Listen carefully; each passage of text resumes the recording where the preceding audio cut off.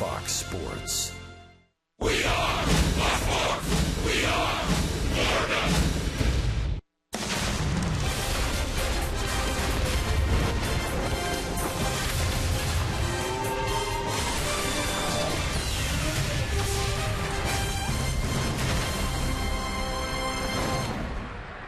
San Diego on a splendid Sunday. The Marlins and the Padres into 4-game series, and the Padres have won the last two. Petco Park. What a great... Oh, wait a minute. James Shields on a segue, getting ready as the fish. Christian Yelich making friends. And, of course, long tradition here in San Diego.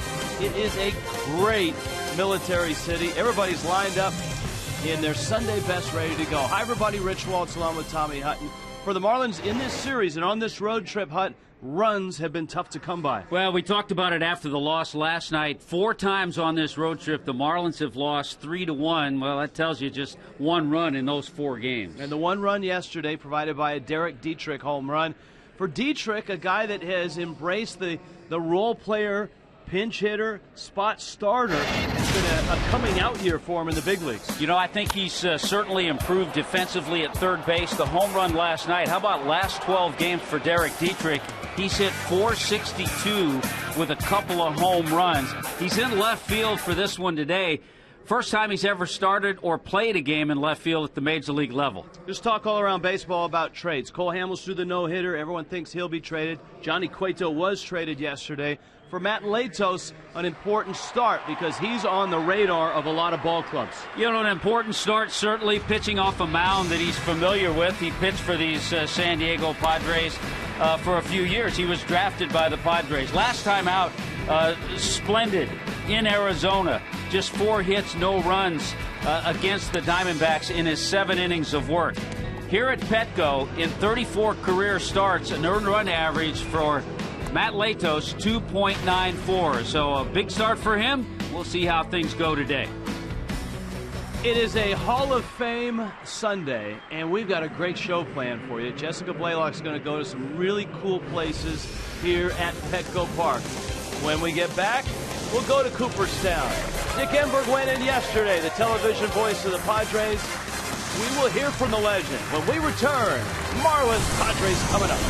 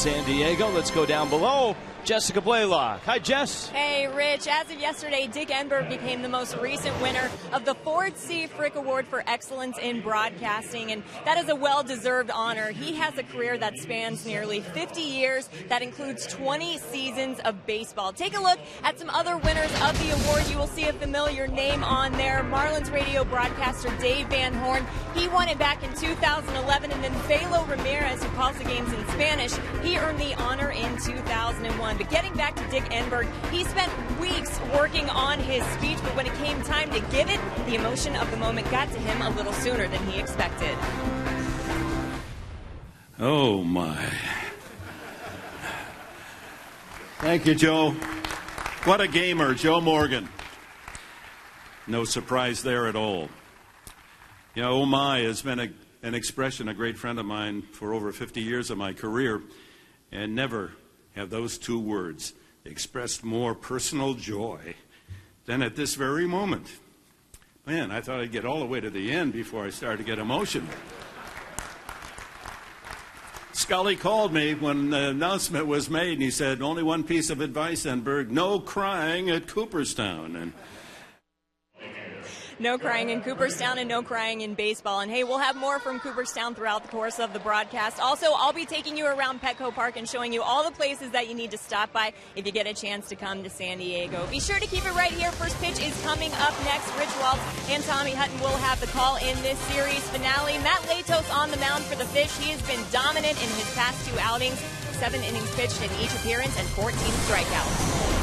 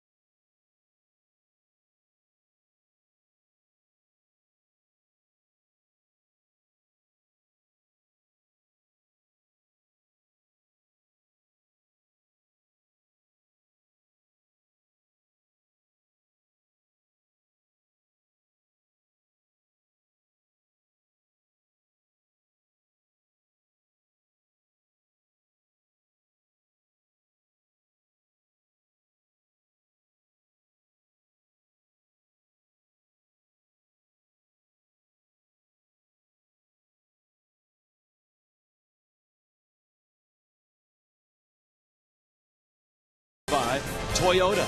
Let's go places. By Kaiser University. For more information, go to kaiser.edu.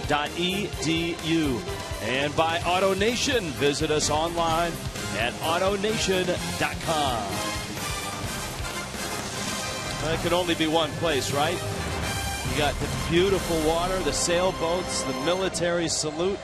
It's Petco Park. It's San Diego. Rich Waltz, Tommy Hutton, and Jessica Blaylock.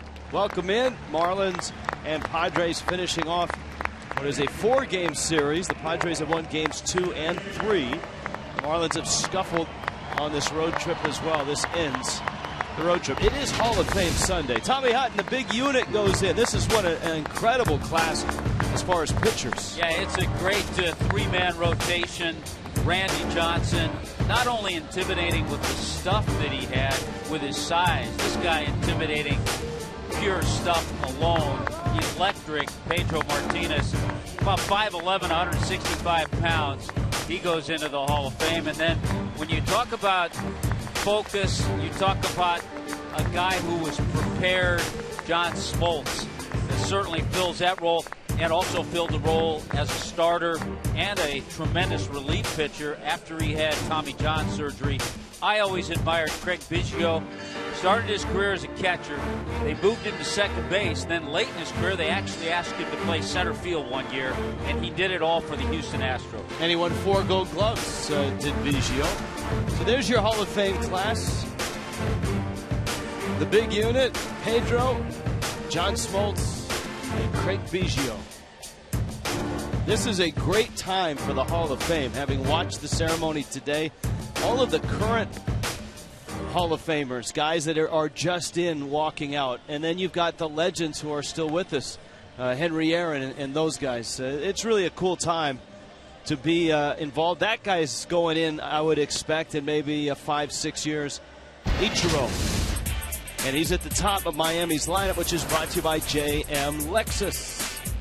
Martin Prado follows Ichiro. Christian Yelich in the 3 spot. Justin Bohr will hit cleanup. Casey McGee at third base, slotted 5th. Derek Dietrich gets his first big league start in left field. JT Realmuto, the catcher. Miguel Rojas gives it to Eddie Echeverria the day off. And Matt Latos hits 9th. Ichiro's in the box. Odrisamer Despagne for the Padres. And a tapper out towards short. Charging is Amarista. And he gets Ichiro. There's 1 down. 1 pitch, 1 out for Despagne. Well, he certainly had an international matchup with Despagne against Ichiro. Despagne, 28 years old. He signed last year as an amateur free agent by the Padres. 8 seasons with the Industriales in Cuba. We'll have more on that as he goes on. He throws from a lot of different angles, and he'll give you lots to look at as a hitter. When you saw that note at the bottom, last 7 starts, no wins. His last win was May 31st against the Pirates. And here is Prado, who takes outside. Prado at second. For Miami, a real frustrating last 2 ball games. They've lost both games by a score of 3-1. Runs are hard to come by, and so are wins for this ball club. The Fish have dropped 6 of their last 9. Dan Jennings and the Marlins sit at 41 and 57. Road wins have been tough to come by all year long. Miami, one of the worst in baseball, at 17 and 34 on the road. Only the Phillies have fewer road wins in baseball.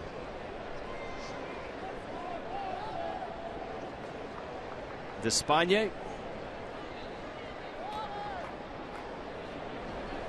1-2, and it misses away.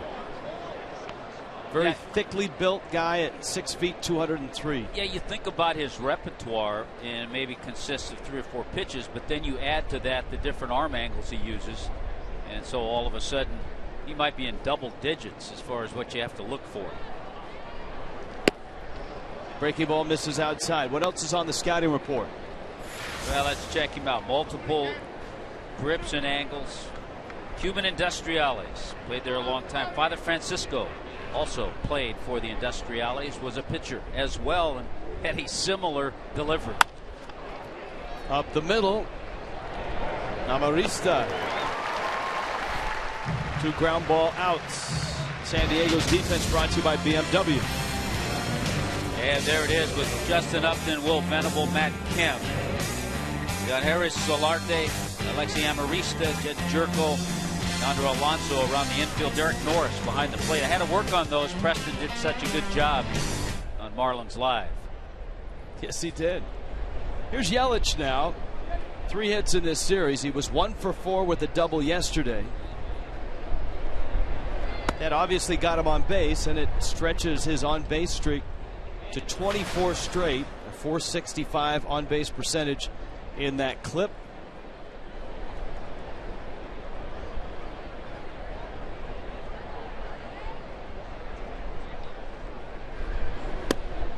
And that fastball misses in. It's 2-0. Marlins are hopeful that on Tuesday night, D. Gordon is back in the lineup. Gordon playing today in a rehab game and possibly playing tomorrow as well. If all goes well, the target is Tuesday night. Giancarlo Stanton, who was out here visiting some folks, was with the ball club yesterday. Tommy, you had a chance to see Stanton. Yeah, he was happy just to be back, hang out with the guys a little bit. Seemed well. The rehab's going well. When he gets back, we'll probably see some tee work, then some batting practice and a little game action, and he should be ready. And we'll try to keep you, by the way, posted on D. Gordon, who's a little later on today, has his rehab game in Jupiter. No swing by Yelich, and they count 3-1.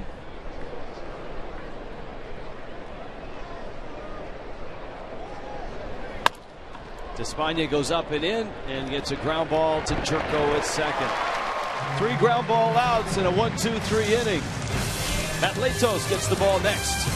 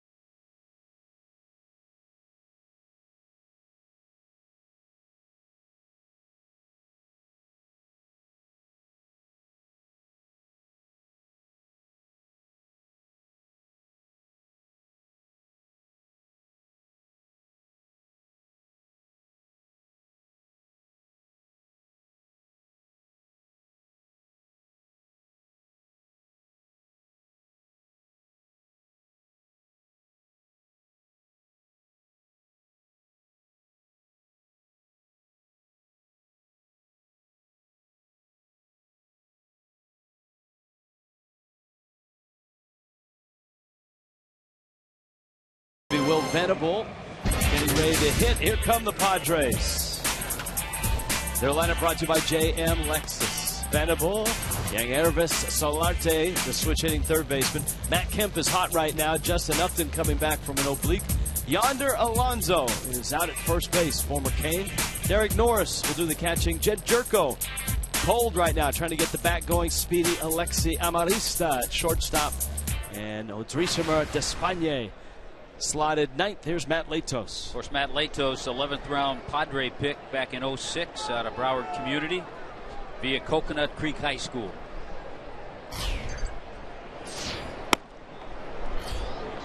Venable takes a fastball. Certainly a mound that Matt Latos is familiar with. 3 years with the Padres. 34 career starts here at Petco.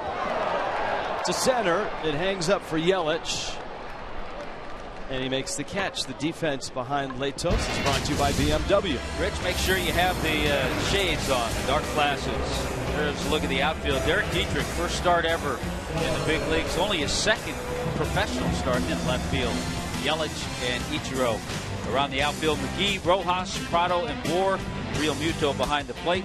Miguel Rojas getting a start. Been a lot of games in a row for Echeverria, so this gives him a little bit of a rest. So Dietrich's got the glasses on and is ready to go. Got a little bigger glove out there in left. And here is Solarte, the former Yankee. Latos misses. It's 1-0. The Padres have actually won 7 of 10. They're kind of headed in a different direction than the Fish after they bottomed out, but 7 of 10 for the Padres. The one piece of the puzzle they haven't been able to solve, they can't win at home. San Diego is 2 games under, 23 and 25. here at Petco. But look at where they are in the wild card. Just 7.5 back. Which begs the question, if you are running the Padres, and if you're A.J. Preller, their vice president general manager, and you've won 7 out of 10, are you trading your closer? Are you trading a starter? Prado out battling the sun, and he makes the catch. He didn't get much help from Ichiro, who kind of figured if Prado sees it, he can catch it. He kind of turns at an angle. He wants to help himself with that sun, and boy, it got every part of that glove. I think if you're the Padres, and I read this article before this series started, this was a very important series for them. And you know what, to your question, if they come out of this series, San Diego, and win 3 out of 4, you never know in what direction they're going to go. They will have won 8 of 11. That's Preller in the middle there in the Navy shirt. So this is a big game then for San Diego. If the Padres lose it, they will have gone 500 on this series. Because there has been interest in Cashner and Ian Kennedy and Kimbrel, their closer. Justin Upton has drawn some interest. Matt Kemp is hot right now. Kemp in his last 13 games is over 400 and has 5 home runs. So it's a good time for him to heat up. Upton is just back from an injury. They're hopeful to get Will Myers back sometime in August.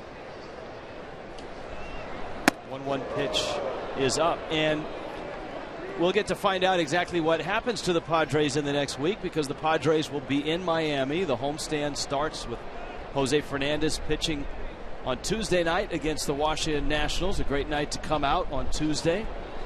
A Jose start.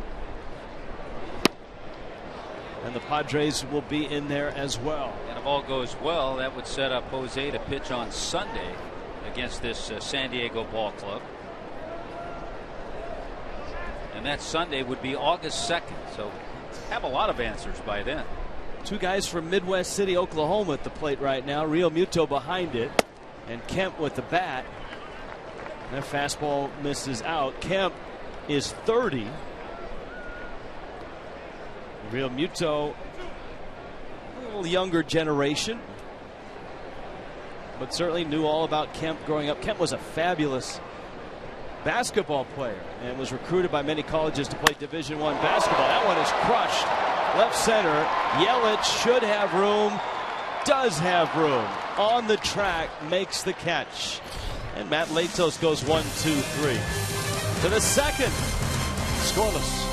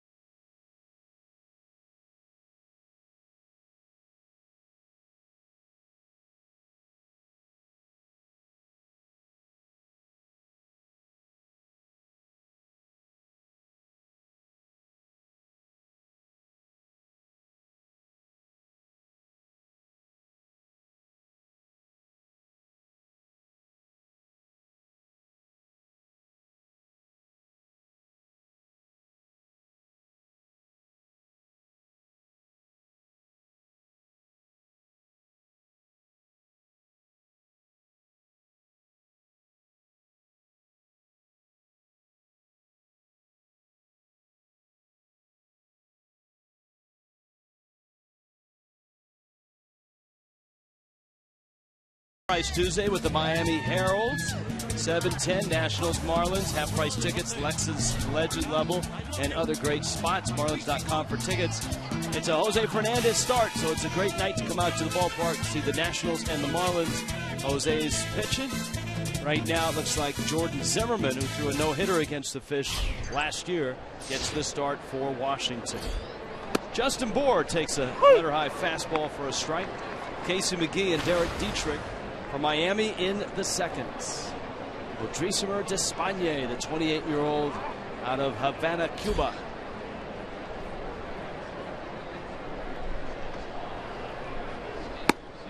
And Bour with a rip, and he misses. Boy, some good matchups, Rich, in that National Series. Zimmerman, Pfister, and Scherzer against Jose, Tom Kohler, Dan Herron.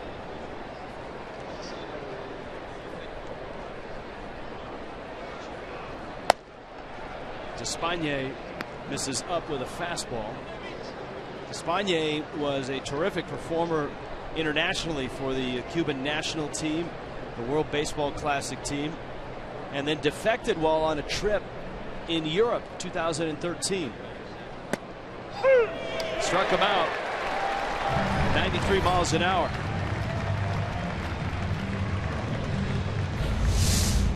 Justin Bour doesn't let too many fastballs go by. That one had some movement. You can see how Derek Norris, the catcher, had to reach in for it, but it had the plate. Despaigne had a tryout here in San Diego with a lot of scouts in attendance. The Padres took a long look at him, and the Padres signed him not to a real big deal, just $1 million to sign. He did not have a great run in the minor leagues, but when he got to the big leagues, he all of a sudden blossomed, and under the brighter lights pitched a lot better. Then I think some of that, Rich, concern with the wear and tear on his arm. 8 years he pitched for the Industriales, 61 and 43 with them, so a lot of pitches in Cuba. As we noted, also internationally, pitching in international tournaments during the summer. The Cuban season is over by the time summer hits. McGee out to second, and Despaigne has retired all 5 that he's faced.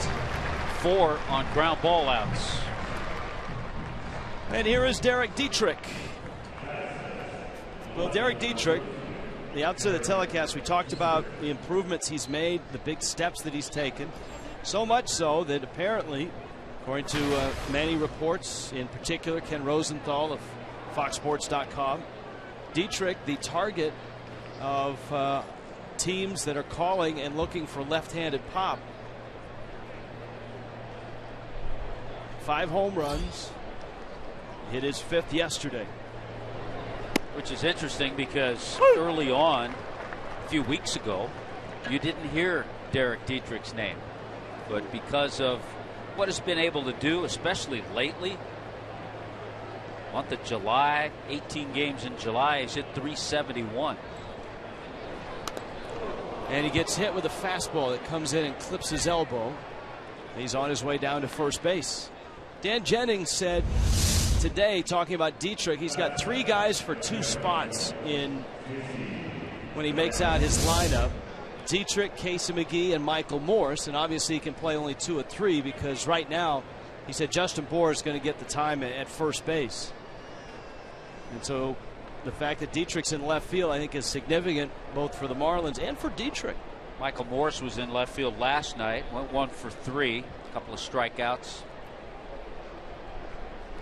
Giancarlo back in the dugout for the 2nd day in a row. Here's Real Muto. Yeah, Big G will fly back with the ball club. Continue the rehab process in Miami.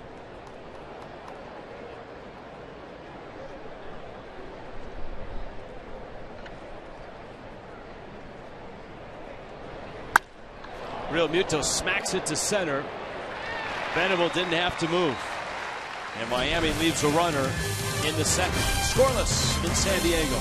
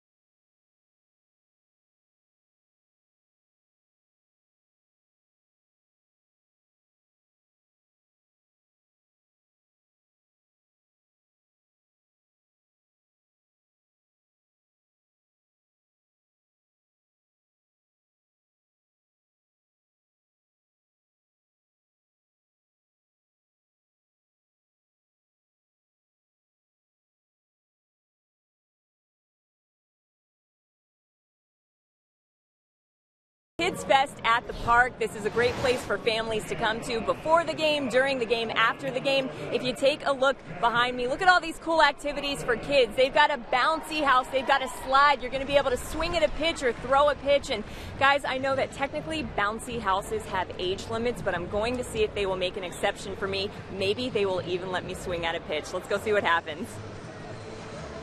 All right, we'll send a camera. We'd like to see that. I don't know if she'll get ejected from the Park at the Park, which had the Nelly concert last night. Well, it was a good crowd.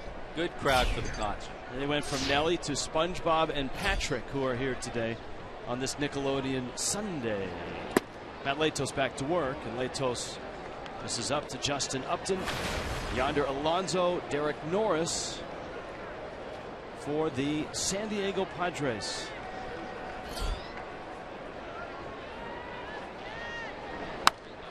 And that fastball is fouled back. Well, it's interesting with Matt Latos. When he signed with the Padres, it didn't take Latos long to get to the big leagues. He didn't have a lot of minor league time. 41 starts. He was 14-8 and a nice 2.5 ERA in the minors. Remember, he went to Broward Community College, and that rookie season of 2009, he was 21.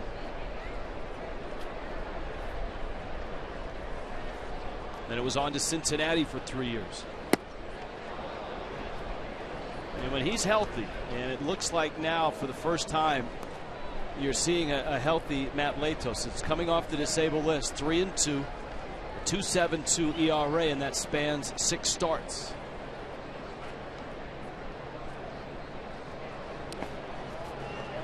But he's coming off a really nice run of 2 consecutive starts. The ball game in Chicago against the Cubs, even though he lost that game, 7 innings, gave up 1 hit and a run. And then of course his outing against Arizona, 4 hits and no runs in 7 innings. Upton just 1 hit in the series.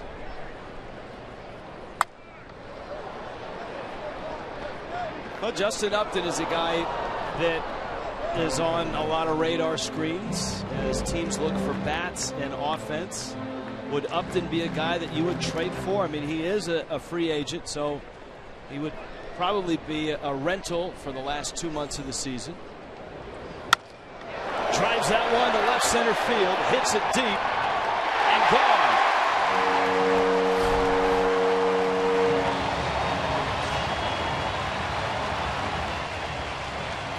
Well, with power like that, the answer is yes. He would be a nice rental for 2 months. He would be, but it would be disappointing for Padre fans. After the graphic we showed with the wild card, the fact that they've won 7 out of their last 10 games. He gets a fastball. Boy, he has a quick bat, always has, and he's always hit the Marlins well. His 13th career home run against the Fish. And that's something Matt Latos doesn't do much of, and that's give up home runs. Just the 8th, and this is start number 16. Now Yonder Alonso. See the career numbers, 2nd homer against Latos. A 1-0 San Diego lead.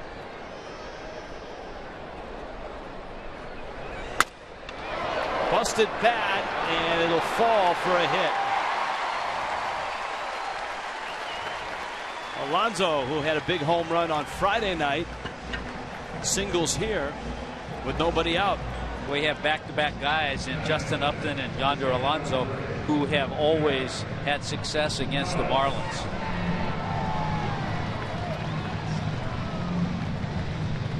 Derek Norris now.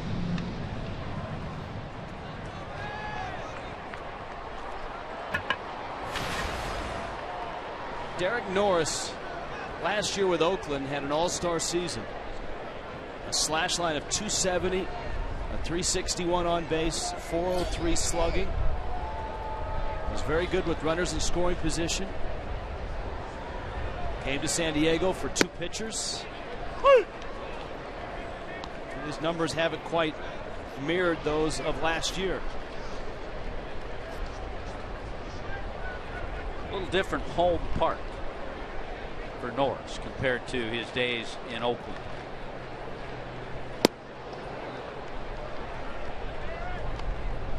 Well, a huge drop in his on-base percentage, just .278 coming into this one. He's got Jed Jerko behind him.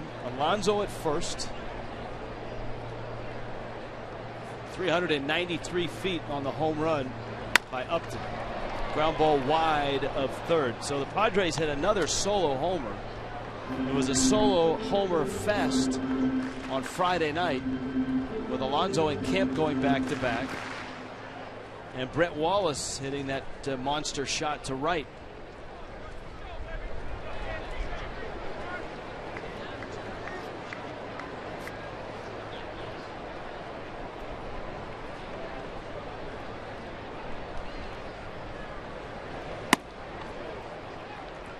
Pitches up, it's 1-2. Josh Johnson in the house, and that is great to see him. Second Tommy John surgery, and he's recovering from it right now. Great Marlin. Ran into arm issues after leaving Miami and heading to Toronto. And coming down here to San Diego. Tell you what, when JJ was healthy, there wasn't many better. With that heavy sinking fastball, lights out slider.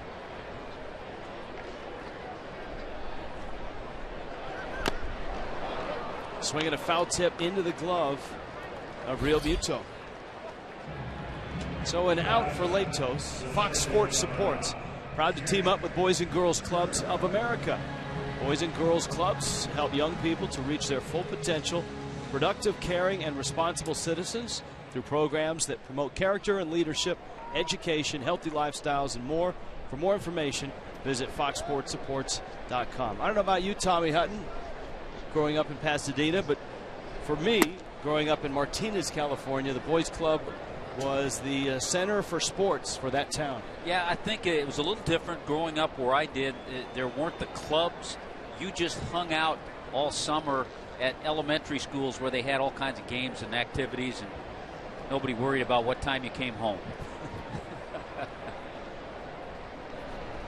It's one of the things that John Smoltz said in his Hall of Fame speech today, talking about the Tommy John surgeries and the fact that just telling parents and coaches, let kids throw. He feels that, and many people have said this before him, that for young players, youth players, high school players, every pitch they throw is in a competitive situation. Whether it's a showcase, whether it's a travel squad, whether it's a school game. Let them play a wiffle ball game in the backyard. Yeah, throw for fun. Just throw to throw. I thought one of the poignant things that John Smoltz said was he was very impressed and appreciative of the call he got from Tommy John after he'd undergone the surgery to continue his career. And of course, he had a great career as a closer. That one falls in front of Ichiro. On his way to third is Alonso. That was either an incredible read, an enormous gamble, or a mistake, because that ball looked like it might be catchable. Yeah, I'm trying to figure that out. I want to say Yonder Alonso had some great base running, which he did if he read that as a ball that was going to drop. Ichiro was able to gather it and keep it from getting beyond him. But Alonso never hesitated on the ball hit by Jed Jerko and ends up at third base easily. Yeah, there's just one out, and Alonso didn't hesitate. He was gone. At the corners now with one out. Alexei Amarista. And this is a huge batter for Latos, because he's got Despagne, the pitcher, on deck, who is not a good hitter. And Amarista, who had a couple hits in the opener on Thursday, behind in the count 0-1. Infield's looking for two. Rojas and Prado up the middle. To left, well hit. Dietrich at the track makes the catch. Both runners tag, and both runners move up.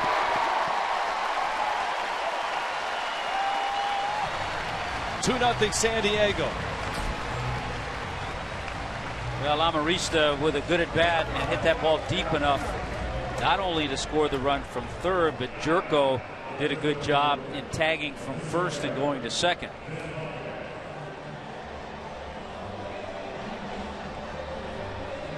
So it's 2-0 San Diego. A home run by Justin Upton to start it. Alonso and Jerko with hits, and Amarista with a sacrifice fly.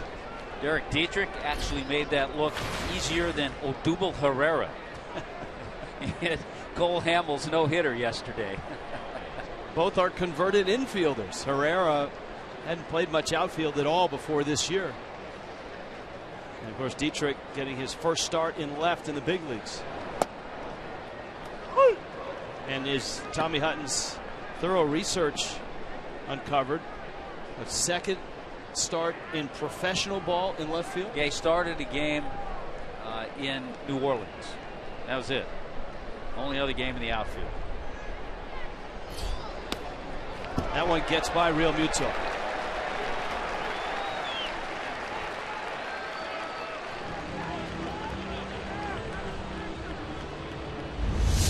Here's a look. And not a good effort. That very easily could be a pass ball. A couple of guys in the Marlins dugout. Jeff Mathis, Bobby Ramos, Marlins catching instructor in the minor leagues on this trip. They wouldn't be pleased right there. It's been great progress from JT and his catching abilities. Not a good effort on that attempt. It is a wild pitch for now. Now, Despaigne is not really a feared hitter, is he, Hut? No, I found out something that I didn't know. Coming up in Cuba, if you just are a pitcher, you never hit. They always have DHs. So unless you play a position, get a chance to hit a little bit, you're not going to swing the bat. And here's a great example. He only pitched in Cuba. The Padres get 2 and lead it 2-0.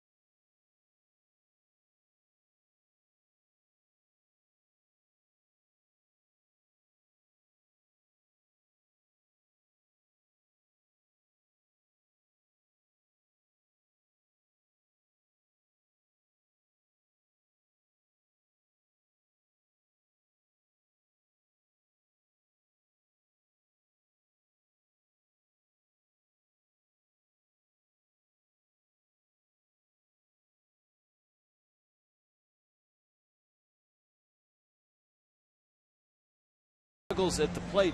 Tommy, you documented he didn't hit in Cuba, so this was a big moment for him. Yeah, there were a lot of inside wagers, I think, on that Padre bench, but he came up with his first base hit. You can see the reaction from his teammates. Yeah, get the ball. He wanted to savor that. They had a lot of fun with it. And I tell you, there are some people, I'm sure, in South Florida enjoying this matchup as well. Well, without a doubt, the great Cuban contingent and a connection with Despaigne and his first baseman, Yonder Alonso. And it really didn't click in until the Padres signed and Alonso got a phone call from his dad. Yeah, they're just a couple of days apart in age, but Yonder's dad, Luis, back in Cuba, a catcher actually caught Francisco Despaigne in some games. So he was his catcher, and he told Yonder, he said he throws just like his dad threw. The same time that Luis Alonso was calling his son Yonder, Francisco was calling Odrisamer to tell him, hey, you got any other Cubans on that team? And he said, yeah, we've got a couple. Yonder Alonso, Yasmani Grandal, also a Miami product, was also on the team. And Francisco Despaigne said, wait a minute, Alonso, I pitched to his dad. It's a real nice moment lining up these two. Of course, Yondo's father, Luis, is in Miami. I believe Francisco Despaigne, Odrisamer's father, is in Spain. Breaking ball is outside to Miguel Rojas. But a great connection, I'm sure. A nice comfort feeling for Despaigne, too, to have a teammate like Yonder Alonso. And the team that Despaigne pitched for, the Industriales, certainly a great team in Cuba. Francisco and Luis pitched for the Nacionales. That is foul. Miguel Rojas is on a nice little run, getting spot duty here and there. He's 5 for his last 6 at the plate and has hit in 4 straight. Upped his average back up into the 200s and getting close to 300s at 286. Tell you, when you have just 6 ABs over the last few games, it's hard to put together a 4-game hitting streak, let alone go 5 for 6. and that's what Rojas has done. But I think a good move by Dan Jennings. You watch your players, and certainly Echeverria plays hard, and it's a demanding position at shortstop. So by getting Etch out of the lineup today, he gets tomorrow the day off, and he'll be fresh, ready to go in that National Series. There's a different look.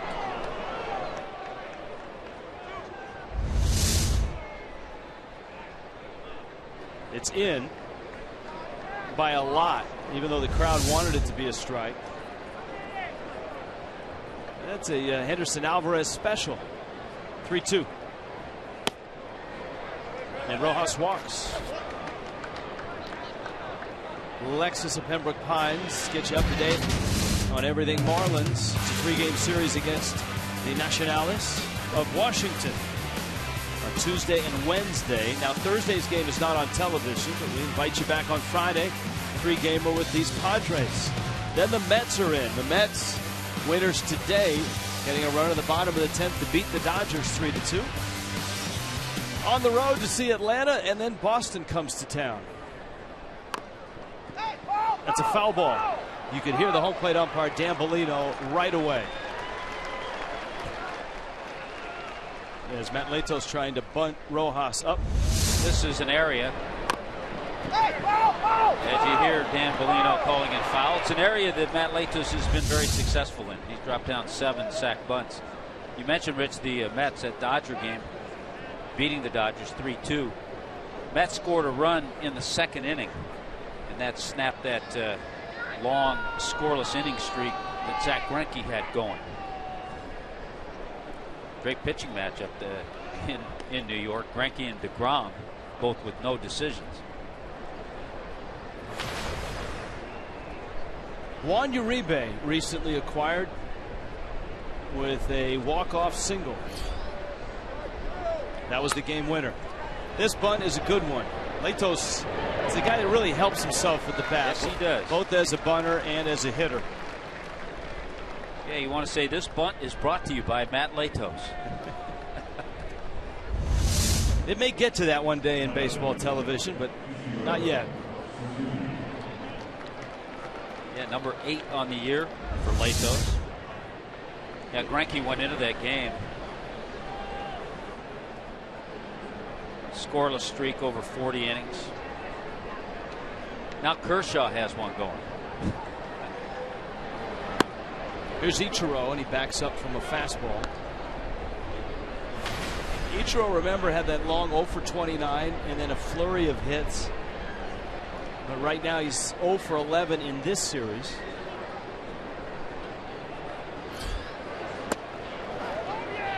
snap throw. Rojas is back. He's just 2 hits shy of 2,900. And on this Hall of Fame day, it would be remiss if we didn't talk about Ichiro in the Hall of Fame. Certainly he's headed there with everything he's done, and this is just his 15th year in Major League Baseball. I asked him today if he was watching the ceremonies. He said, yeah, I'm watching a little bit, and I usually do watch it every year. He has been to the Hall of Fame, he said, 5 or 6 times. He doesn't go there with a lot of fanfare. He kind of goes in under cover of darkness. He spends a good amount of time there. His favorite part, as with all the Hall of Famers you talk to, and you've been able to take the tour, Tommy, to go downstairs into the archives. And he said getting to literally hold Babe Ruth's bat was very special to him. You had a great story about when he saw his bat there. Yes, there are some Ichiro bats in the Hall of Fame, in the archives and down below. Ichiro pulls it to second. And Ichiro was surprised to learn that he could not hold his bats unless he was wearing those special gloves. He thought that was pretty amusing, that here are his bats, but Ichiro, please keep those gloves on when you pick your bat up. I know when we had Hall of Fame President Jeff Idelson on, he was the first to tell us that Ichiro has made many visits to Cooperstown. Well, in a few years, as you mentioned, he'll make a permanent visit there. Marlins with a chance to pick up a run, but they're down to their last out here in the 3rd. Prado's up. Rojas 90 feet away. Despaigne throws a strike. Despaigne really is a creative pitcher. You talked about arm angles and grips. Watching him warm up between innings, it's like a guy throwing batting practice, just soft tossing out. It's like he's saving himself. Absolutely. He just gets out there, throws 8 times to the catcher, and away he goes.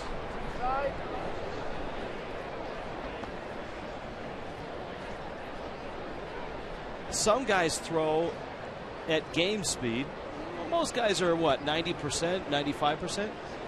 I would put him between 50 and 60, if that. If that.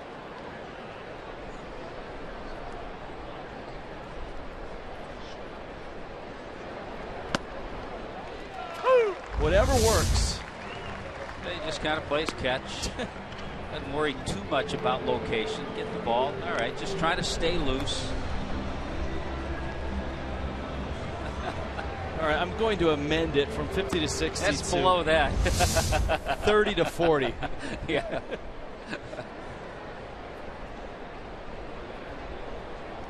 1-2 to Prado. It's out. And it's 2-2. And the Marlins also trying to capitalize on a leadoff walk. 6 outs on the ground for Despaigne.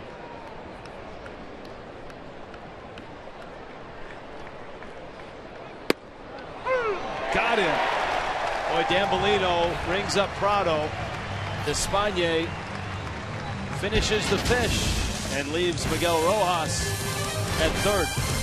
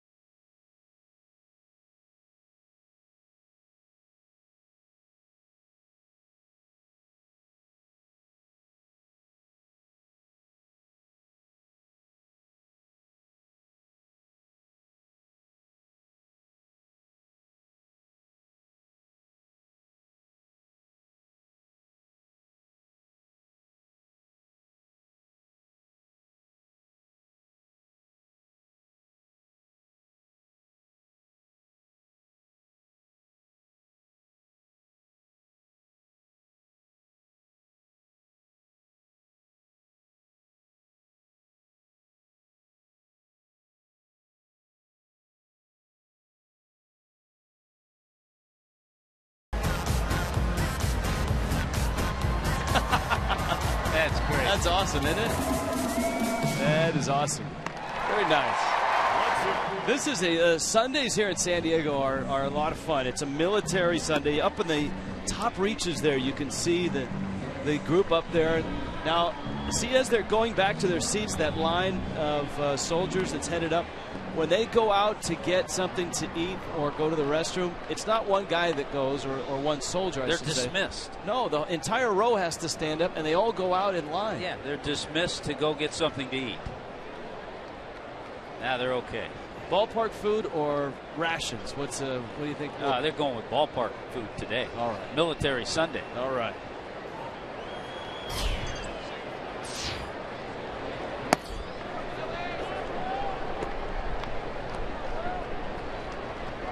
At Latos now with Will Venable at the top of the Padre order. Yannervis, Solarte, and Matt Kemp will follow in a strike to Venable. One thing the Padres have going for them historically, for whatever reason, and I don't have a clue as to why it is, they have been a great second half team the last 3 seasons. Now, disappointing in the first half, so their season hasn't amounted to much. But if they get the same type of second half this year, they could keep themselves in that wild card chase. I would have one theory, and I have no idea why they played better in the second half. The one theory, it's certainly probably the mildest of climates of any major league team. So the second half of the season, they're going to be fresh. They're going to be ready to go. So you're going with an environmental factor. Venable swings and misses. A strikeout for Latos. Kids eat free on Wednesdays at Marlins Park. And on the 29th, the Nationals are there at 7:10. And if you're under 12, if you're 12 and under, and you got a ticket, you'll get a coupon for a free KMB Frank bag of Frito-Lay chips, small Pepsi, or Aquafina water. Get your tickets for Kids Eat Free Wednesday at Marlins.com. Here is Solarte. Takes outside.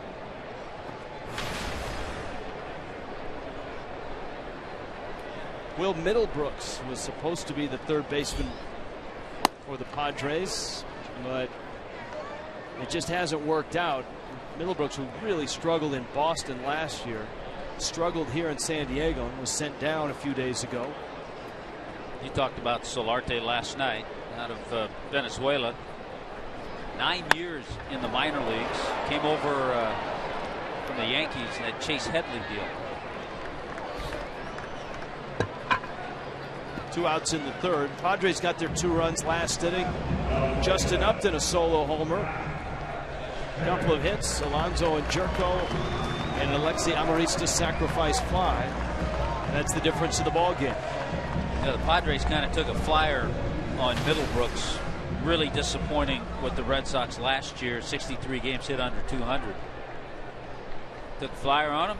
Didn't work out.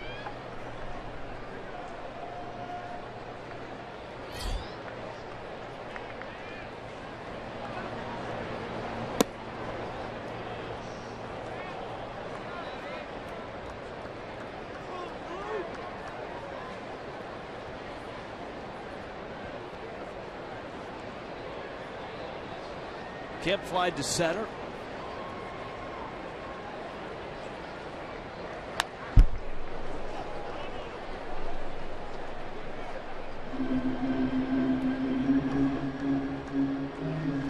We talked about his run. Those are the 8 games of the homestand. If you go back 13 games, he's hit 5 homers and he's averaged well over 400.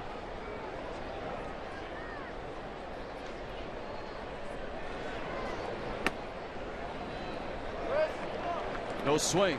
Chris Siegel. So the Mets did beat the Dodgers 3-2. That's good news for Padre fans. They'll take a peek and see what the Giants are up to. San Francisco a 4-1 lead over Oakland. Bottom 3. Kemp swings and misses.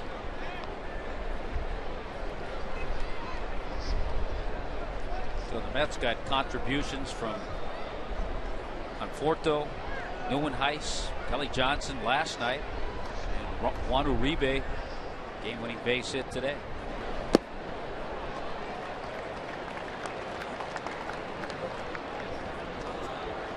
Three and 2. Second wild card in the National League is San Francisco. First wild card is Pittsburgh. Pittsburgh's 15 over, but 7 back in the Central behind St. Louis. That's amazing. Speaking of St. Louis, Steve Cishek making his Cardinal debut in a tight ball game right now. Atlanta's up 3-2 in St. Louis. Came in and pitched a nice 8th inning. Gave up 1 hit. That's top 9 right now. Kemp out to short. Rojas gets the outs. When we get back, Jessica Blaylock, a deeper look at the connection in San Diego of the military and baseball.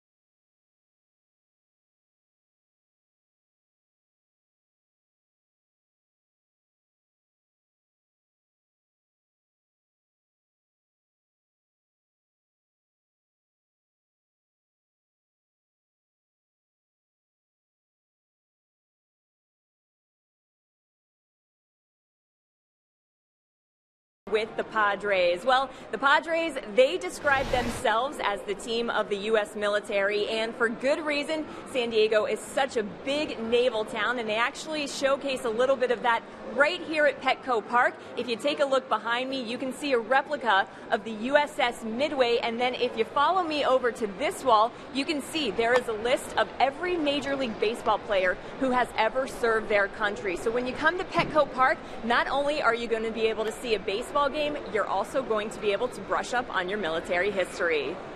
All right, thank you, Jessica. Christian Yelich at the plate to further that. 2 guys who are associated with San Diego, 2 of the most decorated baseball players / military heroes. Jerry Coleman, the Hall of Fame broadcaster, former Yankee. That ball up the middle. Jed Jerko gets the out. And San Diego native Ted Williams. Driving up the highway the other day, Rich, and past the Ted Williams Highway.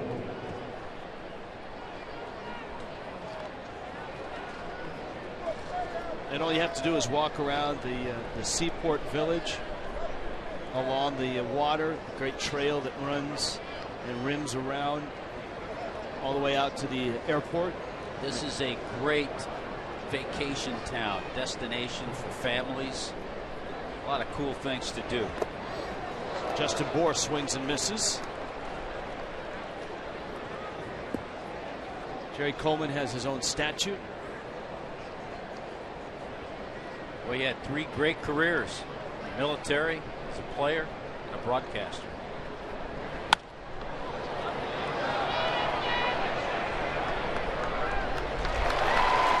Solarte runs it down.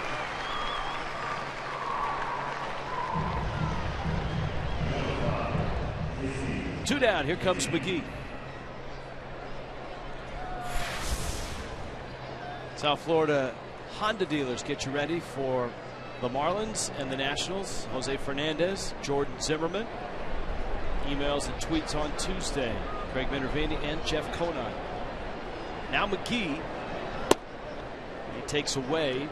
Odrisamer Despaigne, if you're just joining us, has baffled Miami through 3 2/3 innings. Marlins don't have a hit. He's hit a batter, he's walked a batter, and he struck out 2.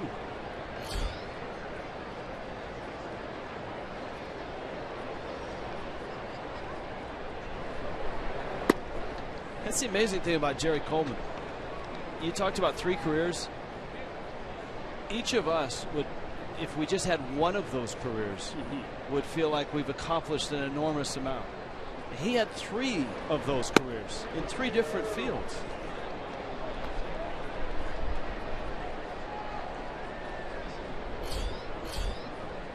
Three and 0 to McGee.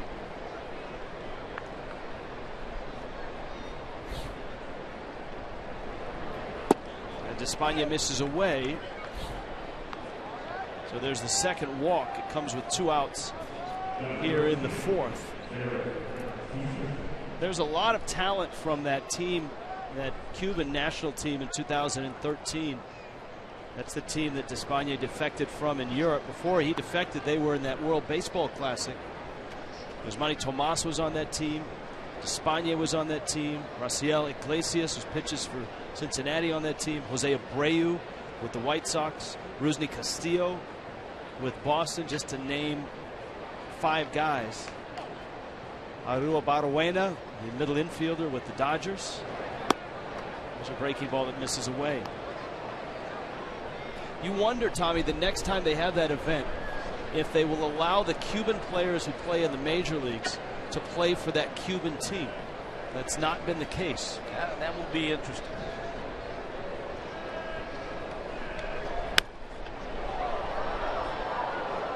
Whoa. Whoa. That foul ball went up into the upper deck, and a gentleman sprawling to get the ball spilled out on the ledge and stayed up in that level, but that was a scary moment. It's just a baseball, folks.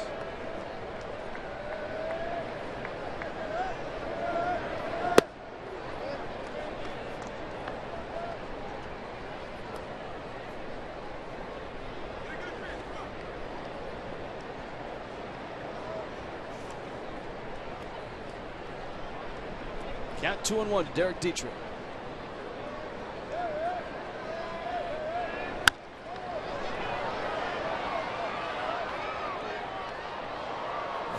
Two and 2. I think it's always interesting. People will talk about changing a position, playing a new position. It might affect the other parts of your game. I don't know if I agree with that. I think you prepare to play left field, you get your work in there, and when you're out there, you're thinking about it. But you know what? When you step in to hit, you're just thinking about hitting. I would agree with you, except for one spot, and that's behind the plate. If they moved you behind the plate, yeah, that's true. That's a little different. That's a little different. That's what makes Real Muto's season so fascinating.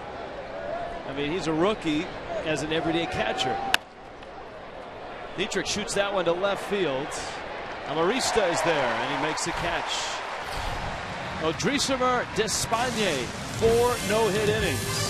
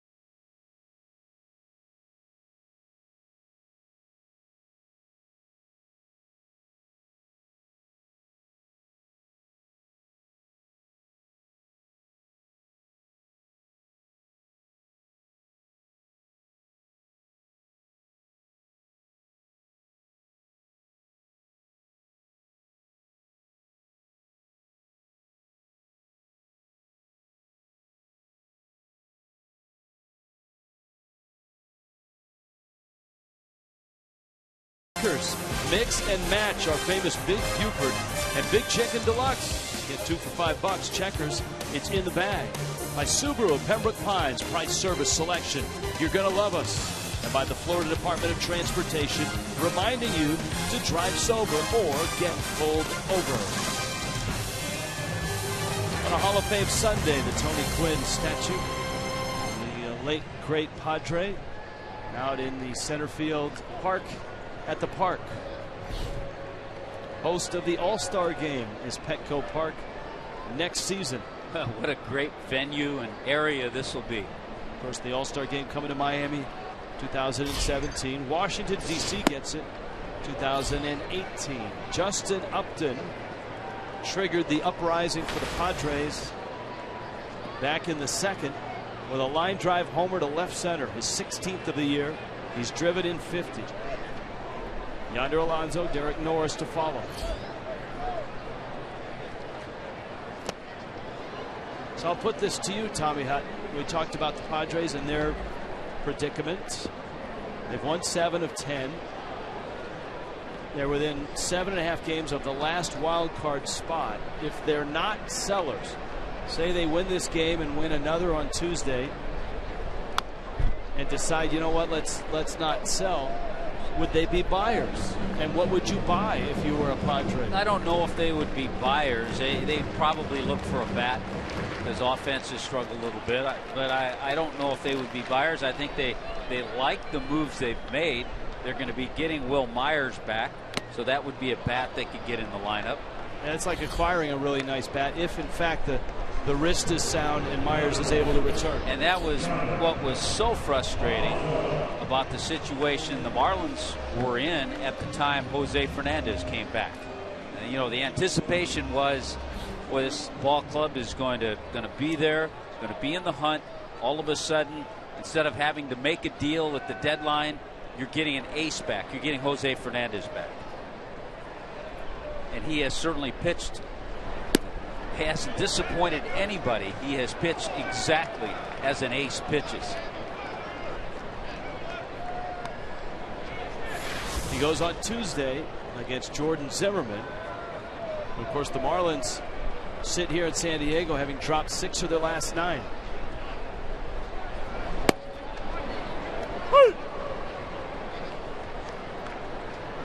Aside from that second inning, Matt Latos pitching a lot like he did in his last outing when he went 7 shutout innings in Arizona. Yeah, he has had command. No walks in the game for Latos. 4 strikeouts.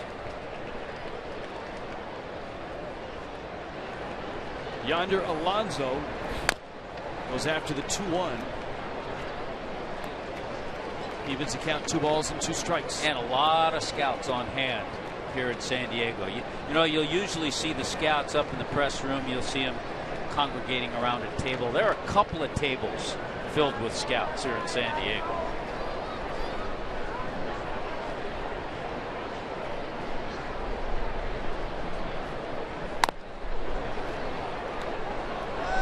It is the 26th of July, the last day to make a non-waiver trade. Is the usually it's like what, 5 o'clock on the 31st? Yeah, they've changed it over the years. I believe it's 4 or 5, 6 maybe, but it used to be midnight. They've changed it, bumped it up a little earlier to give guys like us a chance to talk about it a little more.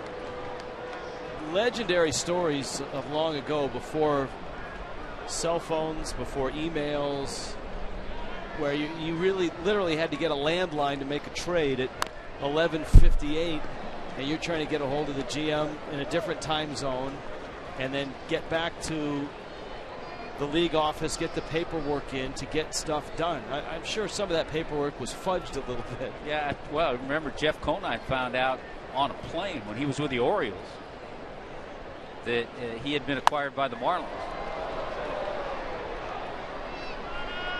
Yelich in center. 2 outs for Matt Latos. You can stay social with the Marlins. Just follow @Fox Marlins on Twitter and Instagram. Get you exclusive behind the scenes Marlin coverage straight from your favorite Fox Sports Florida telecast. You'll get a Tommy Hutton tweet every now and then as well. Yeah, we try to send out some things once in a while, as do you. Here's Derek Norris. Nationals lost today 3-1. The Pirates beat him. Garrett Cole. Garrett Cole's got to be up there in the Cy Young discussion. 14-4, a 2.24 ERA.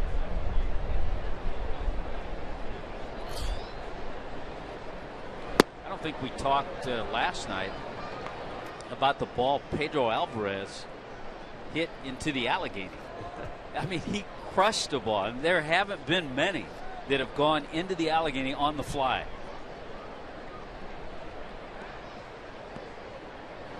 Derek Norris awaits a 2-0 at the knees and on the corner. And I mean, really on the corner. That just got it.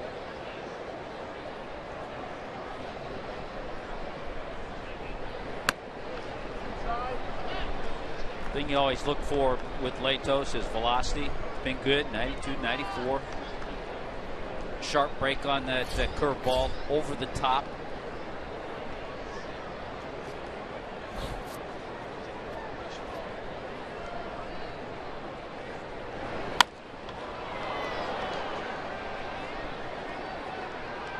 Rojas makes the catch. When we get back, we're going to Cooperstown. What a great day for baseball.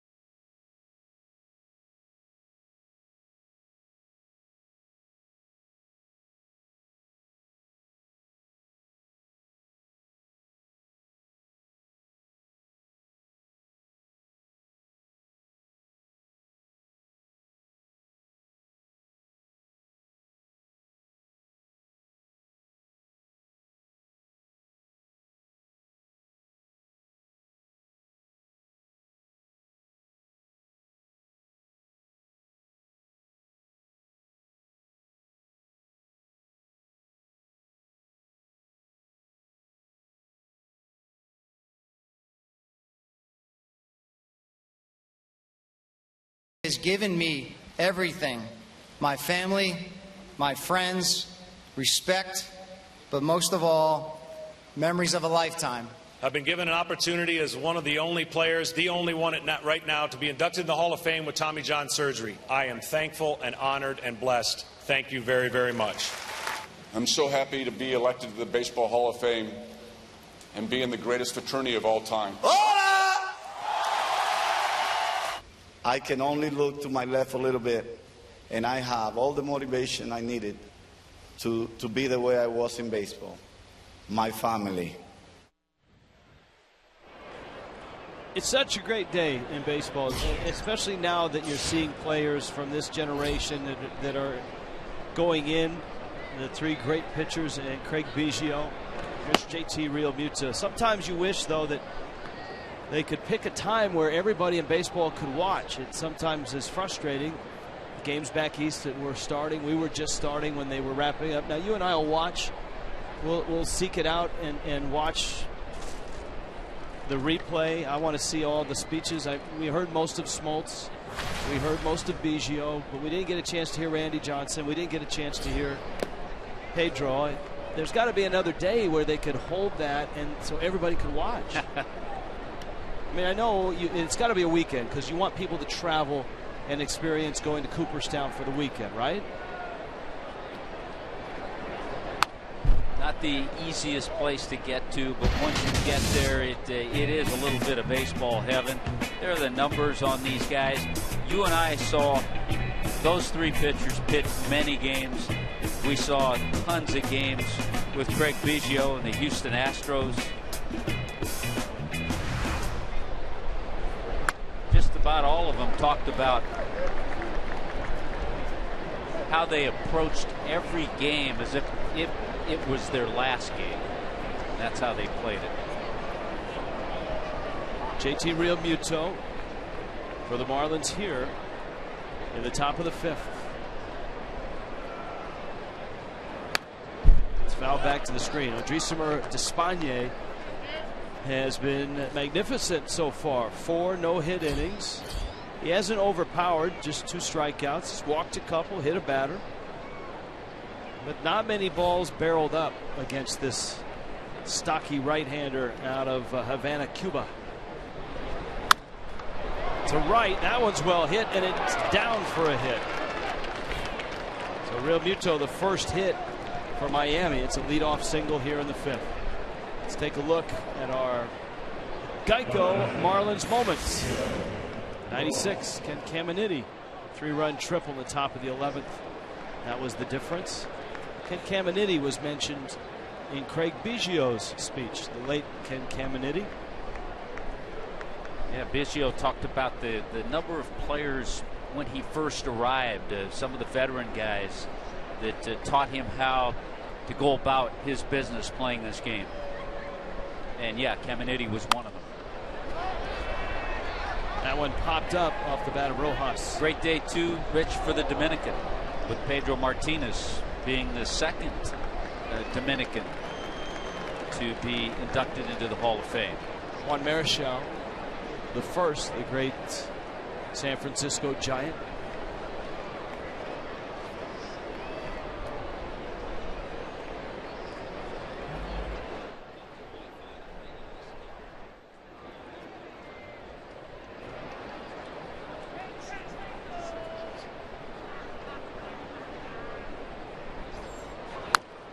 Rojas bangs it foul up into the seats. Yeah, you had a feeling that JT Realmuto would extend his hitting streak, 8 games now, because in the second inning he lined the ball hard to center field, so he's had 2 good ABs against Despaigne.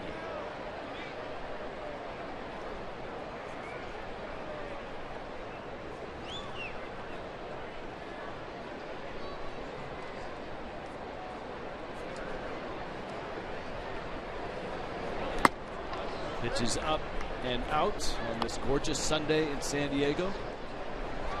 Looks like the Marines are enjoying themselves. They've gone up to the upper reaches. Those are Marines. I think I can refer to them once as soldiers. Well, remember years ago they had the Marines on one side and the Navy on the other side. For good reason, they were separated. Into right field. That's a base hit. Rojas shoots it to right, and just like that, Miami, without a hit for the first 4 innings, has 2. And boy, is it set up nicely with Matt Latos. How about Miguel Rojas now? In his last 7 at bats, has 6 base hits. He walked in the 3rd inning, so he's been on base 2 times. 5-game hitting streak, so getting an opportunity to spell Danny Echeverria today, and doing a nice job.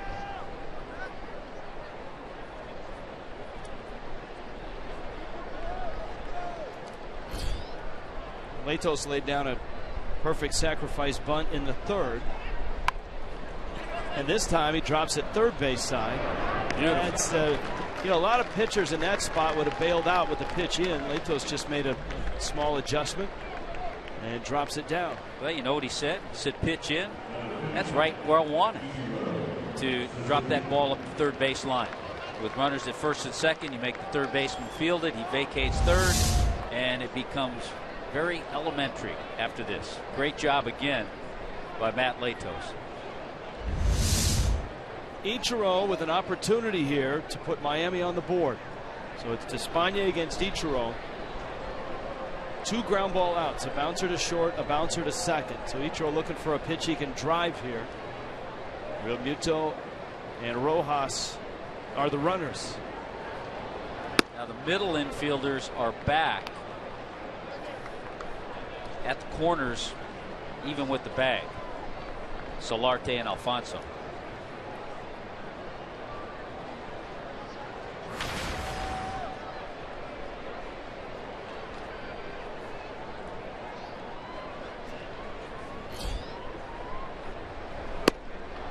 This has been a struggle, Rich. Remember last night after the Dietrich home run, a triple by Real Muto. He was at third base with nobody out, and the Marlins failed to get him in. Ichiro without a hit in this series and 0 for 12.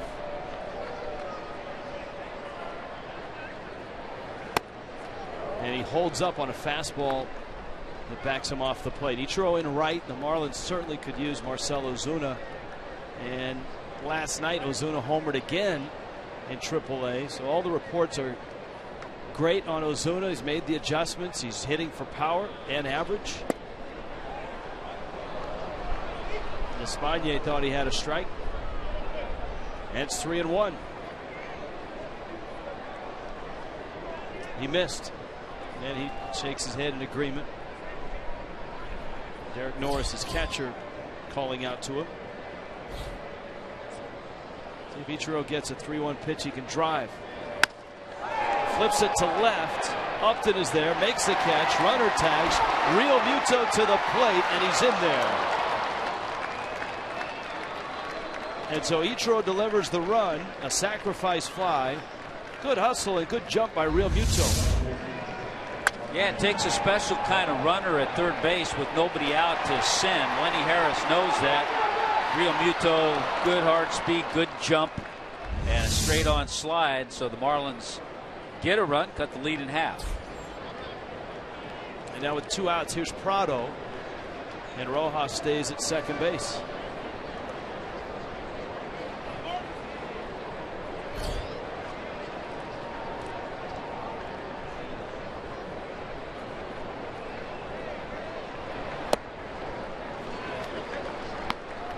It's 0-1.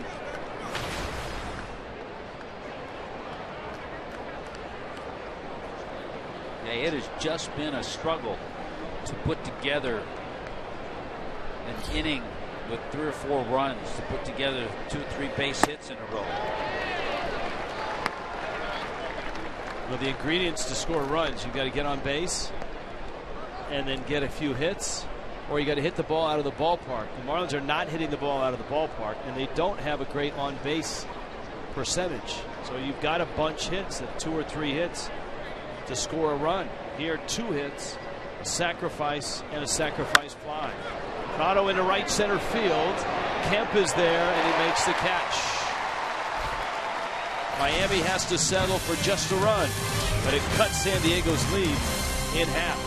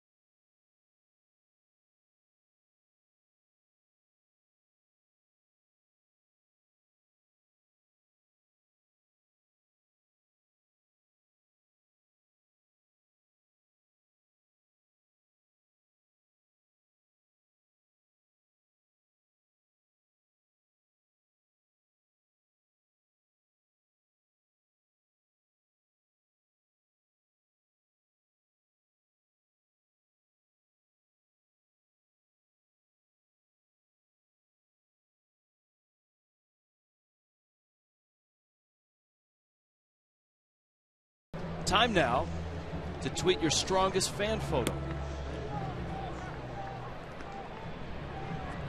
Hashtag FL Data Strong Fan. And you just might see yourself in an upcoming telecast. It's brought to you by T-Mobile.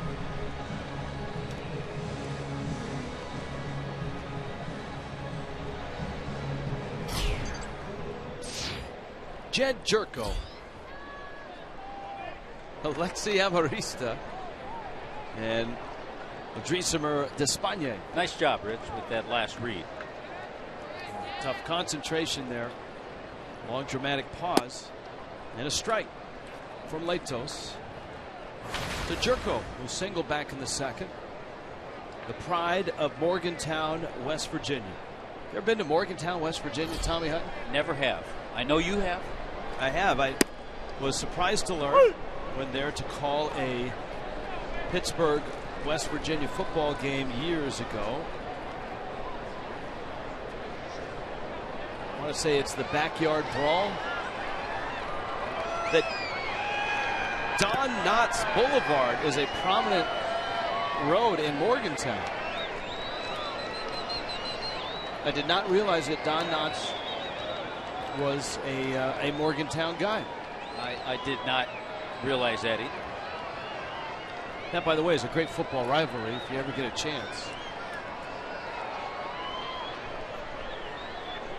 Jed Jerko was a standout for the baseball team. His brother was a football player at West Virginia. His brother was a linebacker. Jed hit .404. That's the all-time leading batting average for a career in West Virginia history.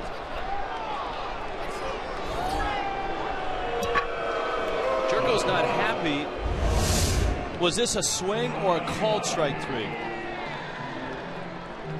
Well, it doesn't matter. It doesn't matter. It had the plate. And it's a called strike watching the umpire. So nice job by Dan Bellino behind the plate.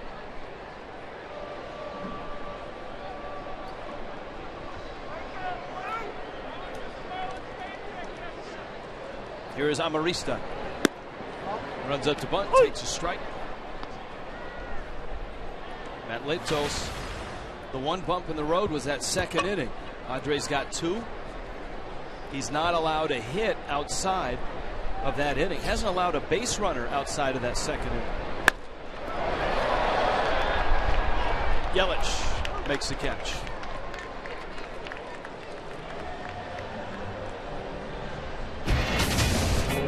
The Nationals and the Marlins, a 3-game series, and on Thursday, it's camp day.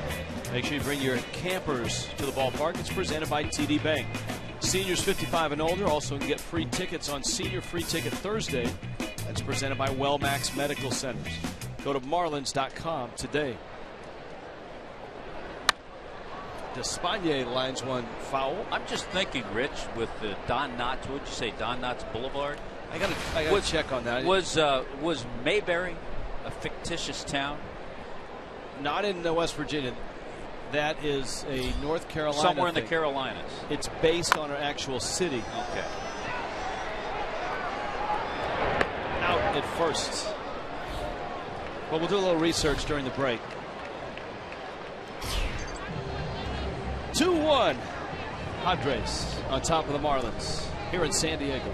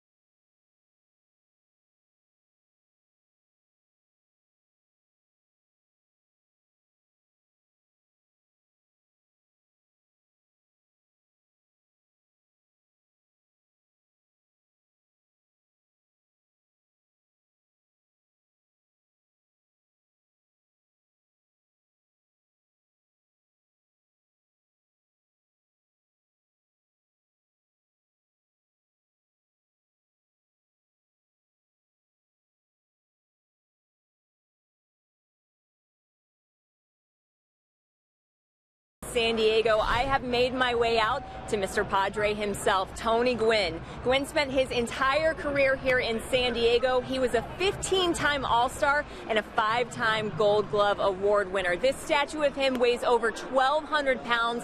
It was put up in 2003. As you can see on the front, it says Tony Gwynn, Mr. Padre. It's also got a quote from his father on the back of it. If you work hard, good things will happen, and good things certainly happen here in San Diego for Tony Gwynn. And guys, by the way, the address of Petco Park, 19 Tony Gwynn Way. That's pretty sweet. Just like the swing.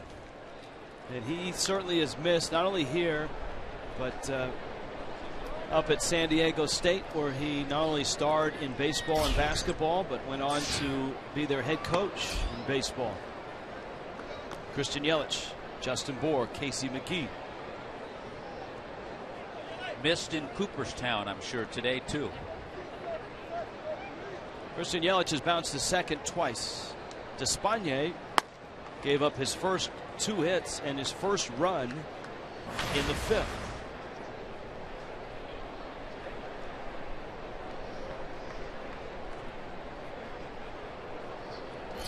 Pitch number 79 coming.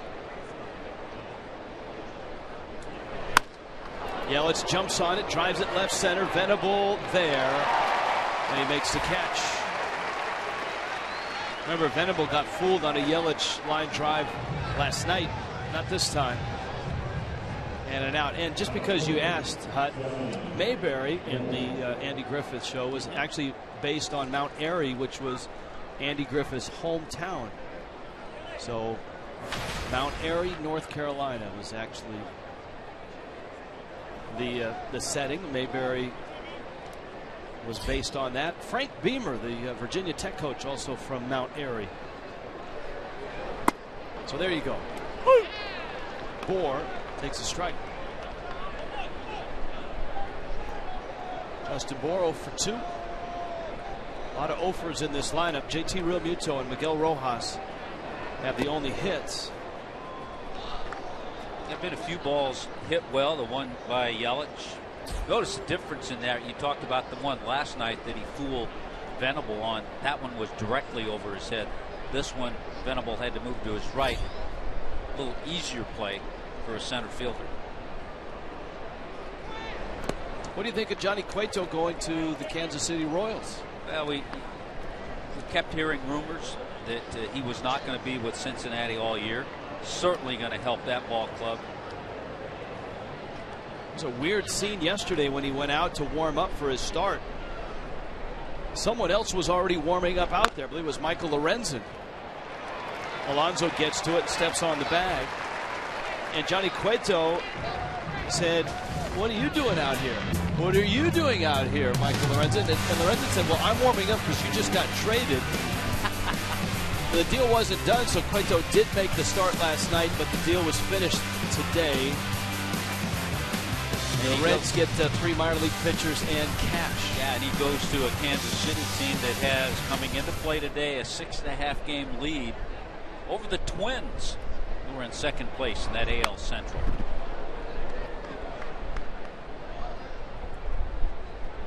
McGee fouls a breaking ball back. Casey's walked and bounced out. And all Cueto did last night was go 8 shutout innings, giving up just 4 hits to pick up the win in his last appearance as a Cincinnati Red. That's one of the impressive things, watching some of these pitchers who are being shopped or showcased, or I guess pursued is a better word, from the bigger fish, the teams that are in postseason contention. And the performances they put in this weekend. Hamels the no-hitter, Cueto outstanding.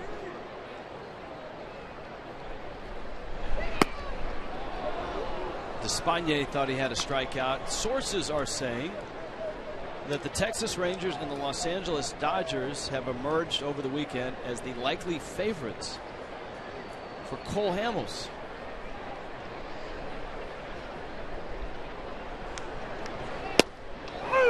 That is strike 3 called, and now McGee disagrees. Gambolino is right on it. He stuck that call. It was on the black, above the knees. Perfect pitch. by Despaigne.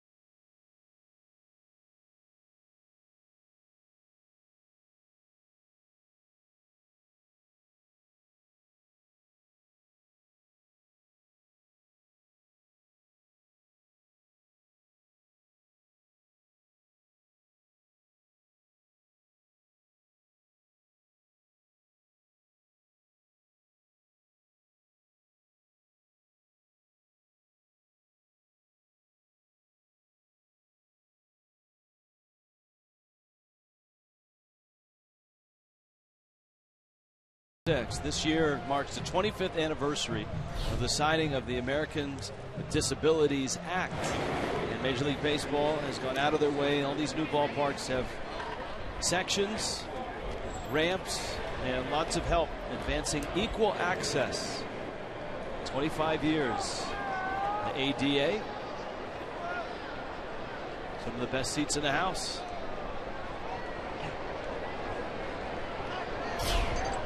Will Venable bunting, brings it down the first base line, and it's foul.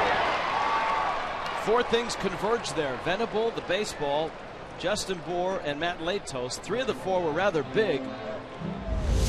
Yeah, there was a lot of activity in that one area. Here goes Latos. Here comes Bour. Venable up the line. And in the background, second baseman Martin Prado. It's top of the order for the Padres.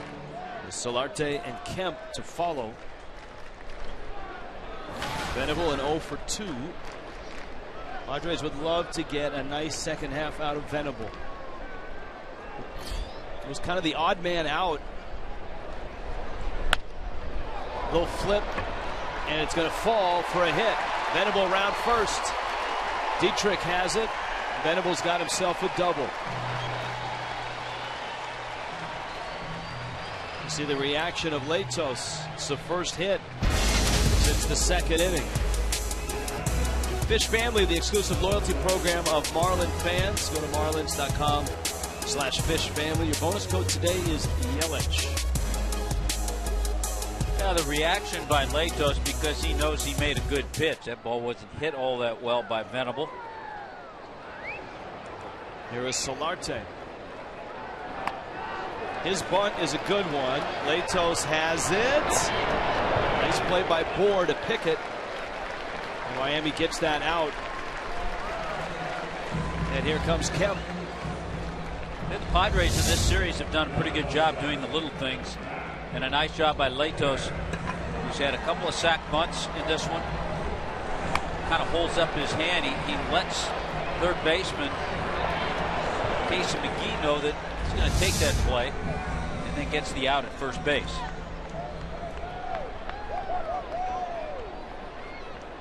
Real Muto and Latos talking it over. And so here is Kemp, the centerpiece of the offseason for the Padres. And we talked about Venable being the odd man out. It was Kemp, Justin Upton, and then Will Myers.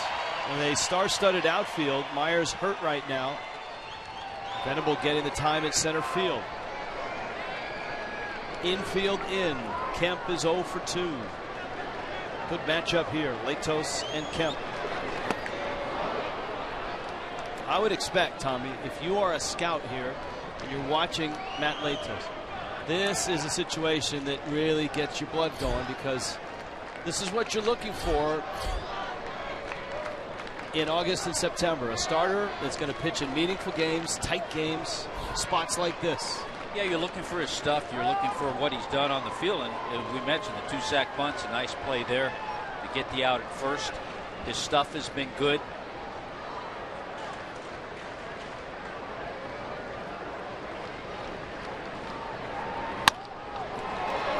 Diving stop, Rojas on his back onto first. Out. An incredible play and an injury, it looks like. Miguel Rojas holding that right shoulder. And the Marlin medical staff is out there immediately. The play at first was called out. I think it will be reviewed, and I think it will be overturned. Rojas threw from an obviously awkward angle. Well, he makes a great play just to get to this ball because he's playing in. Rolls over on the shoulder, can't get much on the throw, and it does look like Kemp beat the throw by the time the ball got into the back of the glove. But what a great effort by Rojas at short.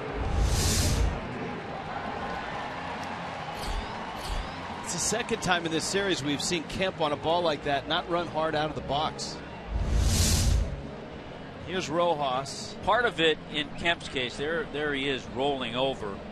And there's the changeup. It's amazing he got the throw off and almost in time. You wonder, Rich, if Kemp, because of the hamstring problems, the hip issues, if he's actually been told, look, easy, unless you really have to, keep yourself healthy, keep yourself on the field. That's a good point and a fair point.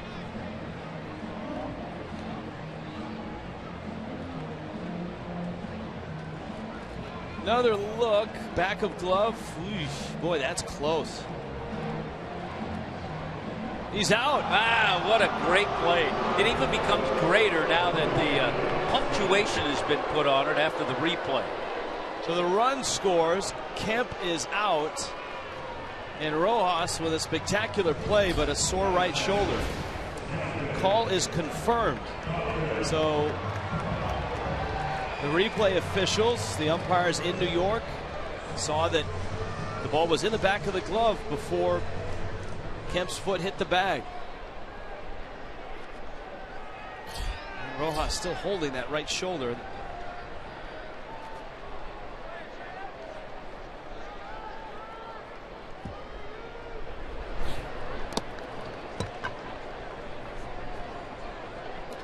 But run number 3 for the Padres and a 3-1 lead. Here's Justin Upton.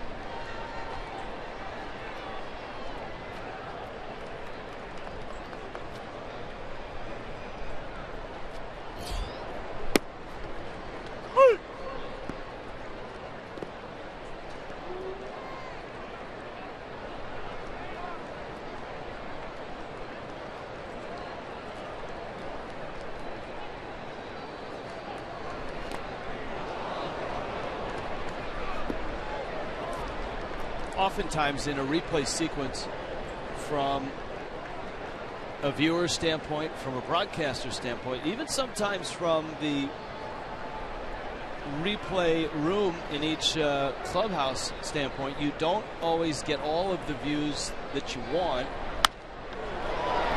Liner in the left center field, that falls for a hit. There was a play the other night, remember, at second base, where it looked like the fielder, Alexei Amarista, was off the bag. It was a pivotal call. The call was out. The Marlins challenged, or excuse me, they did not challenge, and the question was, well, why did they challenge? But the look that the Marlin replay room had was definitive that his foot was on the base. His left foot that caught the bag. And that view was not available to us at the time. That ground ball is going to find right field.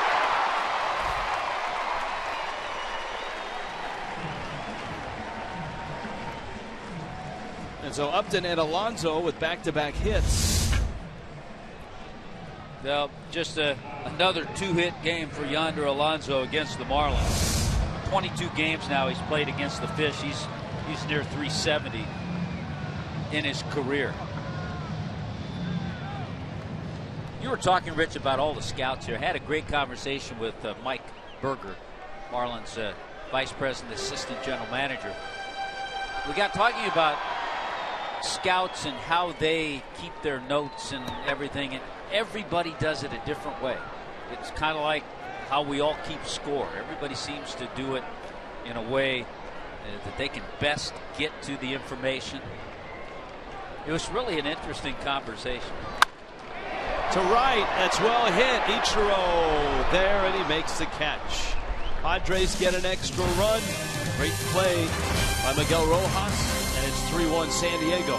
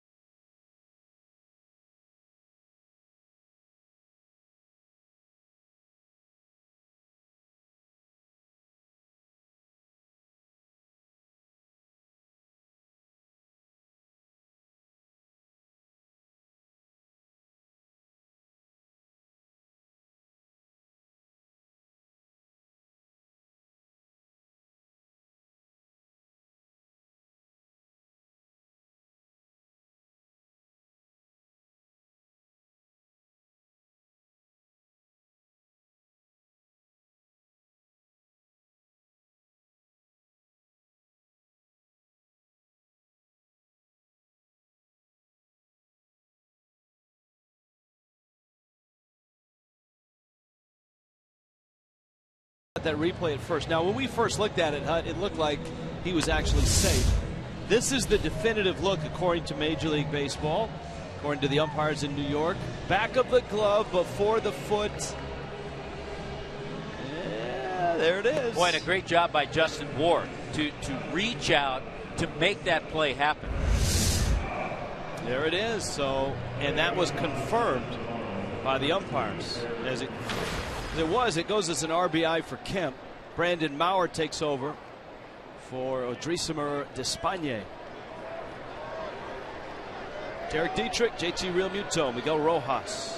It was Maurer who came in last night with Realmuto at third base and nobody out, and was able to retire Echeverria, the pinch hitter Casey McGee, and then Cole Gillespie at the top of the order. It was a big sequence in the ball game. That was top 7, as you noted. At the time, it was just a 2-0 game. So 87 pitches for Despagne. He exits. Now the Marlins will have to go after that Padre bullpen. And if anybody reaches in the first 3 here, the Marlins will probably be going to their bullpen. Matt Latos is scheduled 4th. Back to the screen. Dietrich an 0 for 1. Miami has just 2 hits, and they both came in the 5th. Realmuto and Miguel Rojas.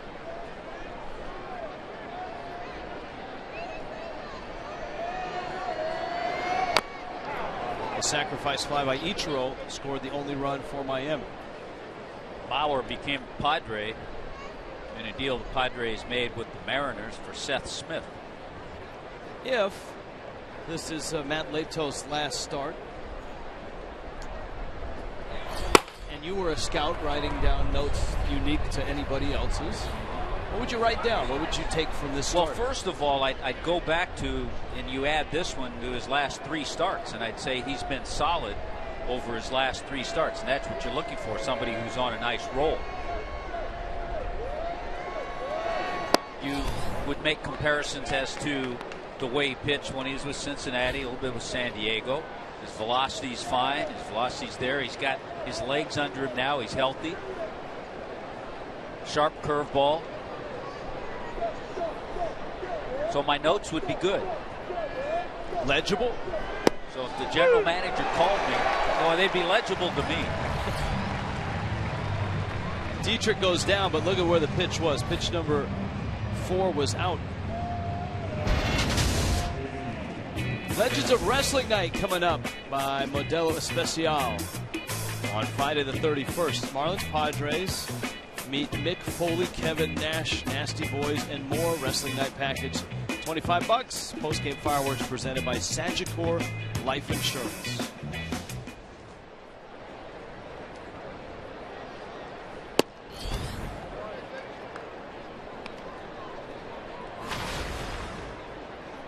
Real Muto. He's lined to center, single to right.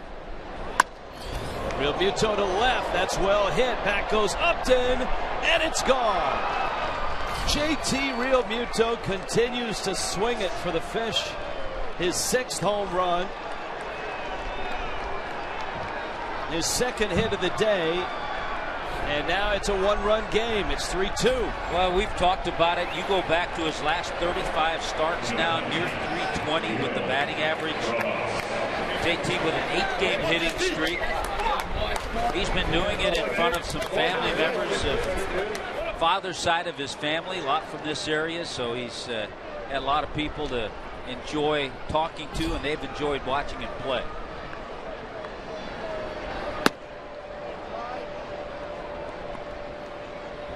Now Rojas is up. No ill effects of that right shoulder, which he injured on that diving, rolling play. Stays in the game, and the count's 1-1, facing Brandon Mauer. Well, you pointed it out. Real Muto didn't get to face Mauer last night. He tripled, and that was against Ian Kennedy. Up the middle. Amarista. So the Marlins, Rich, on this road trip have homered 5 times. 2 by Dietrich, 2 by Real Muto.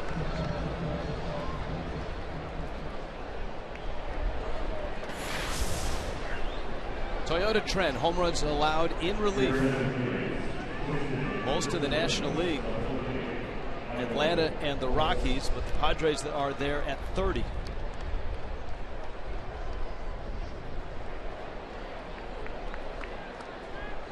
Michael Morse will get the at-bat for Matt Latos here in the 7th.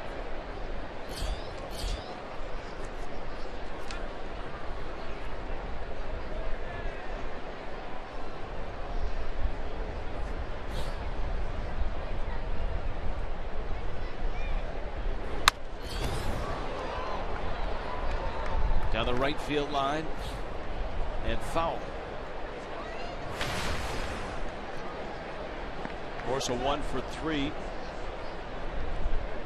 He got the start last night, had the hit last night, and struck out twice.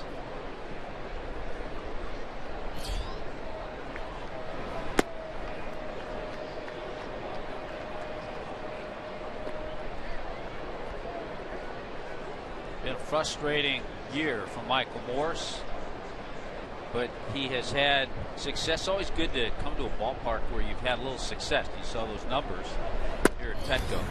Oh.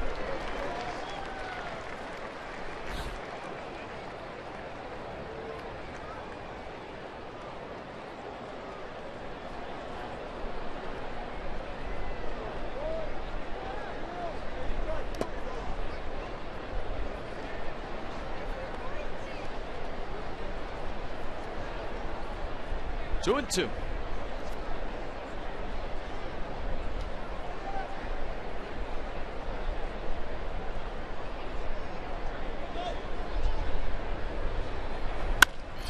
Morse, a loud single into left. So a pinch hit by Michael Morse, and it brings Ichiro to the plate. Boy, and a good swing there. Shortened it up quick, pulled that line drive hard into left field. Ichiro delivered with a sacrifice fly.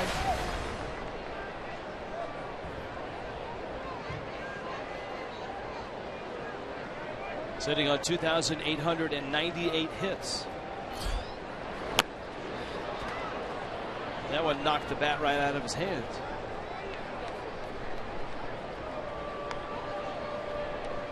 That was an odd. Even Ichiro got a little smile out of that one.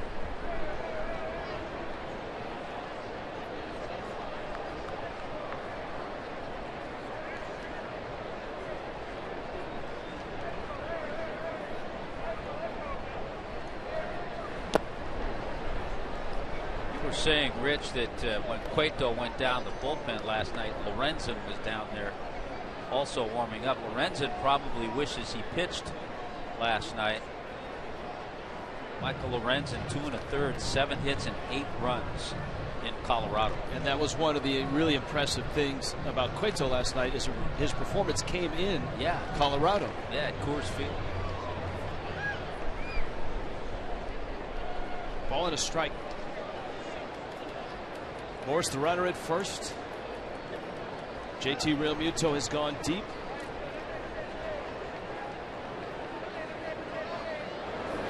Does this guy just keep getting better and better?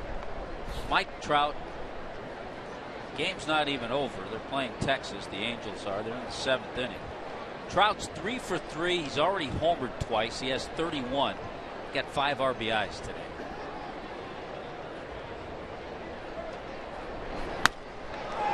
Ichiro to right. Kemp makes the catch. Miami's done. JT Realmuto with home run number 6 draws Miami within a run. It is 3-2 here in San Diego. And we will stay here at Petco Park on this Military Sunday with the Padres in their camouflage unis. Airman Melanie Busby Parker from the USS Ronald Reagan with God Bless America. It's time for the 7th inning stretch. Before we sing Take Me Out to the Ball Game here on Military Sunday, please stand and welcome from the USS Ronald Reagan AO3 Melanie Busby Parker. Please sing along as she presents God Bless America. God bless America, land that I love. Stand beside her and guide her through the night with the light from above. From the mountains to the prairies to the oceans white with foam. God bless America, my home, sweet home. God bless America, my home, sweet home.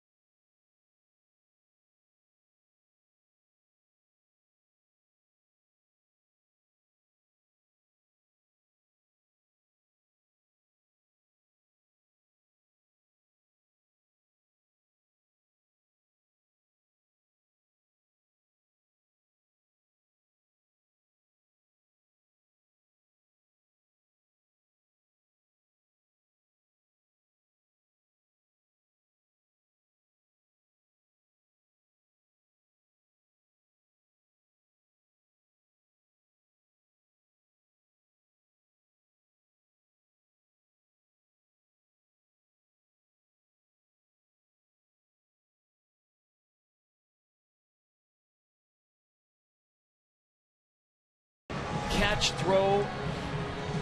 Injured his shoulder. He did come to the plate, but now he's out of the ball game.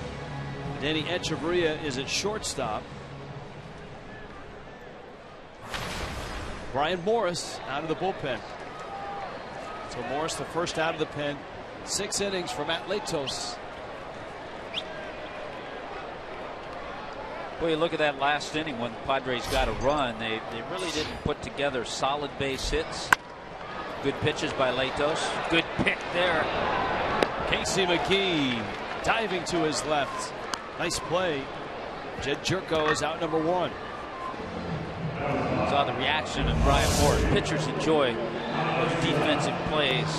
Infielders, outfielders, doesn't matter. Casey pops up. Got Jerko by a lot.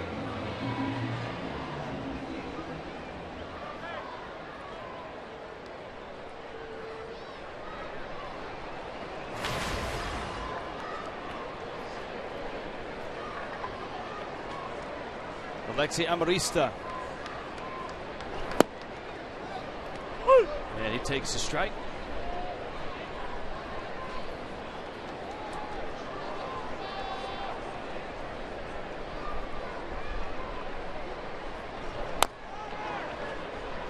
Roller up the line, foul.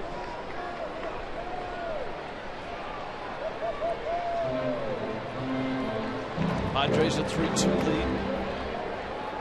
This beautiful Sunday in San Diego.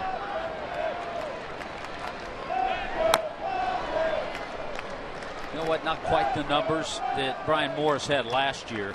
When he came over from Pittsburgh, 39 games, had an 0.66 ERA. But still a very solid guy to have in your bullpen. Good live fastball, good sliders. Amarista goes down. And Morris has the first 2 outs of the 7th.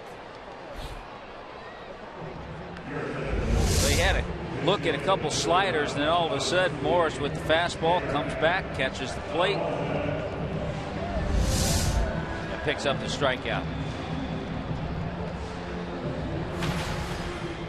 Abraham Almonte for the Padres.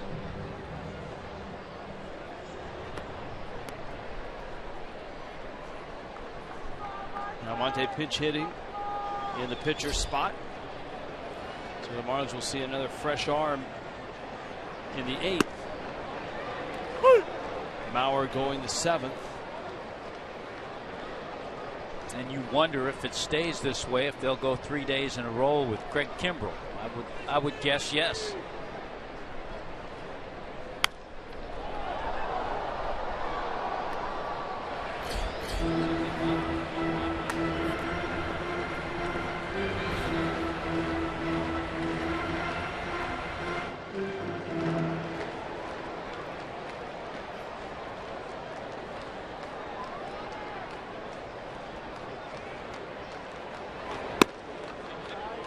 Morris almost came back and got the corner.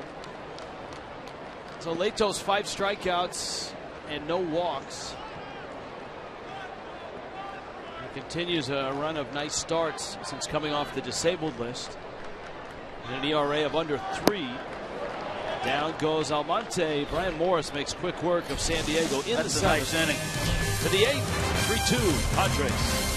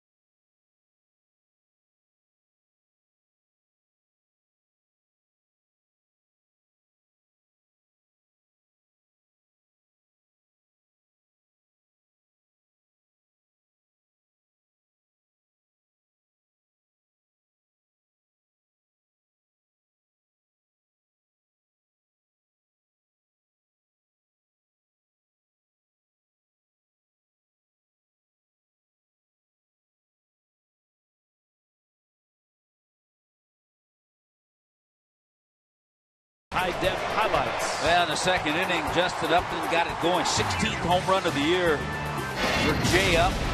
Gave the Padres 1-0 lead. They picked up another run in that inning. Ichiro was able to cut the lead at half with a sac fly for the Marlins. That was in inning number 5. It gets extended a little bit. What a great play. Great defense by Miguel Rojas. JT Real Muto cuts into things. His 6th home run, his second hit, has an 8-game hitting streak. But right now it stands a 1-run game, 3-2. It seems like every game on this road trip has been a close ball game. 3-1 last night, 3-1 on Friday, and in both those games the Marlins were on the bottom end of those scores. And in both those games Joaquin Benoit worked. And guess who's in now, which is Tommy was wondering out loud whether it would be the back end of the bullpen. And if Benoit is working, you'd expect Kimbrel isn't far behind. Yeah, it looks like the Marlins are going to see the same combo.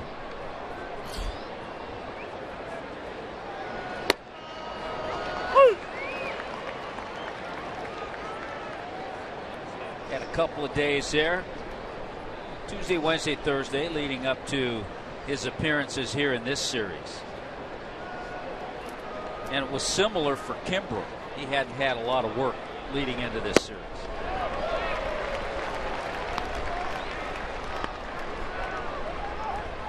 Prado swings and misses. Today, Joaquin Benoit turns 38. Born back in 1977 on this day, July 26th.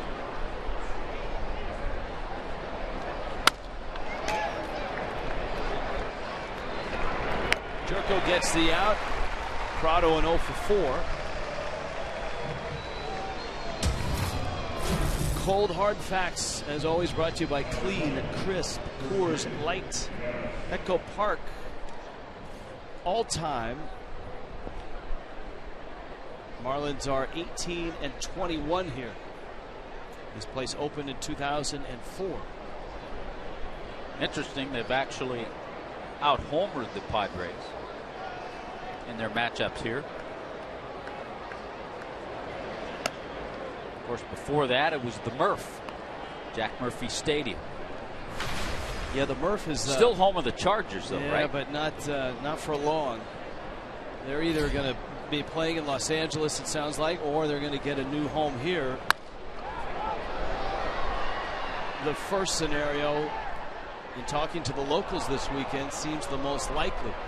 The Bolts are beloved by many people, but replacing Qualcomm, the Murph, whatever you want, that's a different story.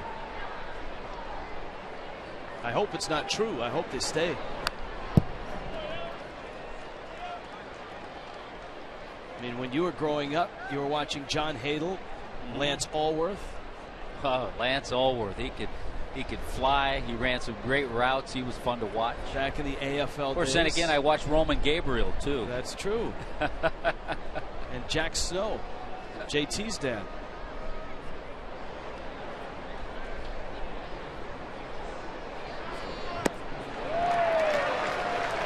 Yelich swings and misses. Good change up there from Benoit.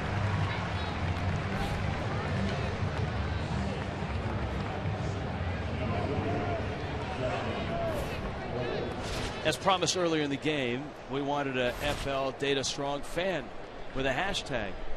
And Jose sent this picture in. Well, actually not. Tina did. It's all brought to you by T-Mobile. Right shoulder strain from Miguel Rojas is the word.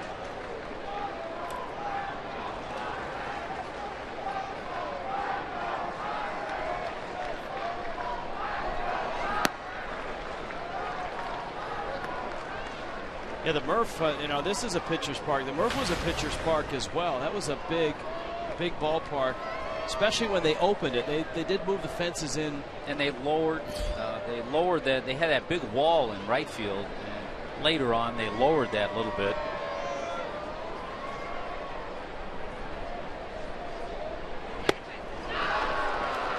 Nate Colbert and Dave Winfield didn't need the lower wall.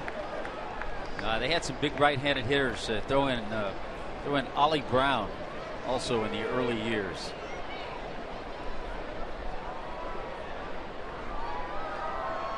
That was in the brown and yellow era.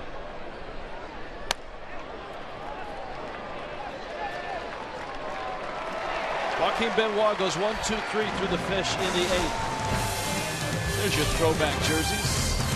A little Kurt Babacqua.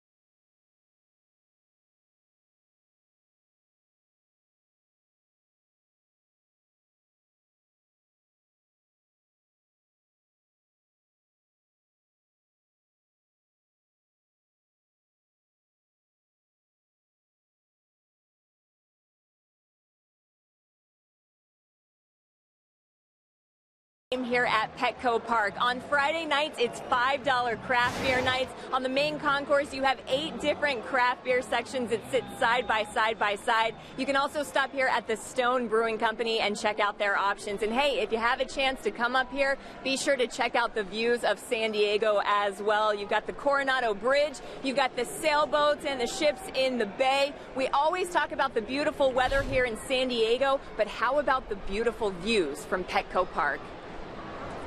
It is a gorgeous place, San Diego and Petco Park. Brian Morris continues on for Miami in a 1-run game in the bottom of the 8th. Marlins down a run. Morris went 1-2-3 in the 7th. Top of the order, Will Venable. Yanarvis Solarte. There's a liner to left. Hit well. Dietrich back at the track. Reaches and got it. His first big league game in left field. It wasn't pretty, but you know what? He made the play and he held on. Well, you know what? Sometimes it doesn't matter if it's pretty. It's the result that counts. Maybe the route wasn't the way you teach, but because of his athletic ability, and you brought that up earlier, Rich, he's able to get back and make the play. Good job by Derek Dietrich. Going from the infield to the outfield, sometimes easier than going from the outfield in. It is. You got a guy who played shortstop in college, so you know that Dietrich's a good athlete. You talked about Craig Biggio going into the Hall of Fame and his progression from super athletic catcher to Gold Glove second baseman to everyday outfielder. Boy, just the ability to be able to play in the outfield, a little bit in left field. We've seen Dietrich improve at third base. He first came up playing second base. All those things just enhance his career. You know, I'll tell you a guy whose career has been extended because of his ability to go out and play the outfield from the infield. That's Chris Coghlan. He's had a really nice year for the Cubs this year. 1-2. Yanarvis Solarte. And Coghlan had a home run the other night. I believe he has 10 or 11. Sitting mid 250s, near 260, and that's after a slow start. You know, Tommy, you play for the Yankees, you often get nicknames. Yangervis Solarte, for just a few days, someone came up with the Yangy Clipper. It didn't really stick, but it wasn't a bad effort. Might have been out of the John Sterling Book of Nicknames.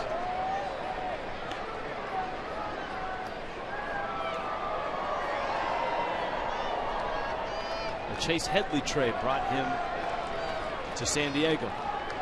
I mentioned it the other night. I loved what Mark Grant called Ichiro the Sultan of Slap. And the Sultan of Slap won't get this one. It lands on the track. Yelich has it. Solarte's thinking 3, and he is in there.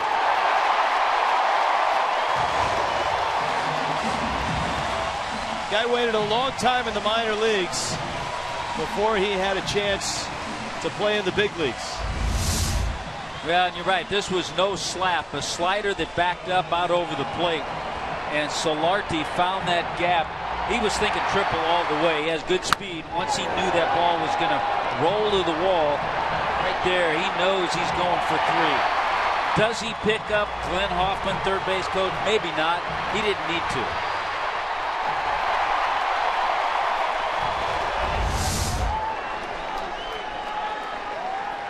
Well, the Marlins find themselves in almost the same spot as the 6th inning with Kemp at the plate and a runner at third in the infield in. Kemp hit a ground ball to the left of Miguel Rojas, who dove and injured himself on the dive. He rolled over on his back, somehow got the ball to first that beat Kemp on a play that was challenged by the Padres unsuccessfully. He was out, but the run scored.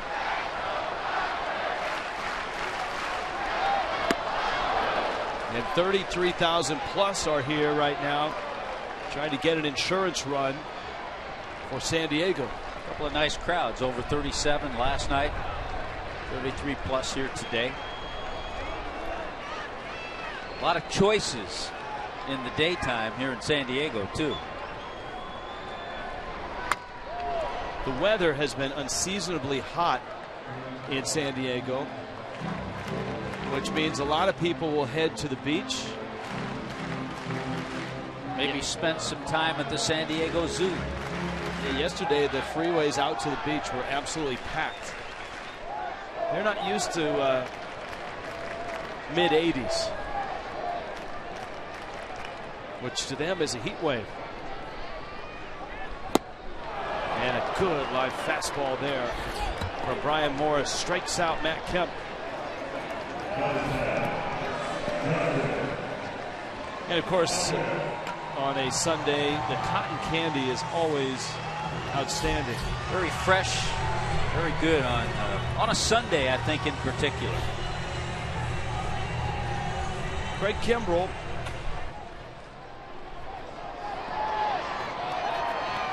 starting his routine.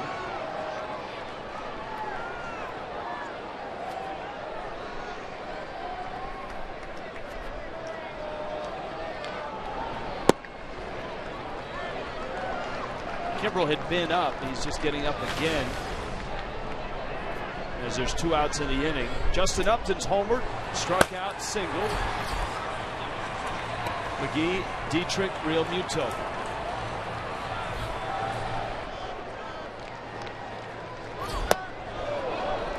Plus good pitches, and you really want to keep it a 1-run game. A big out to get Kemp.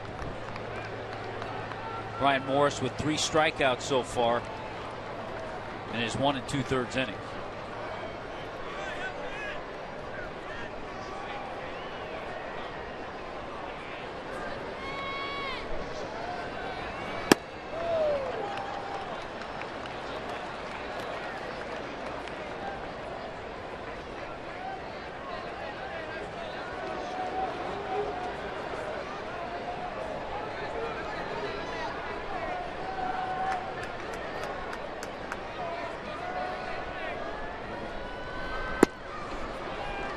Both the Padres and the Marlins have off days tomorrow. Miami, of course, getting ready for the Washington Nationals on Tuesday. Jose Fernandez, Jordan Zimmerman. the Padres head to New York to take on the Mets before they get to Miami next weekend.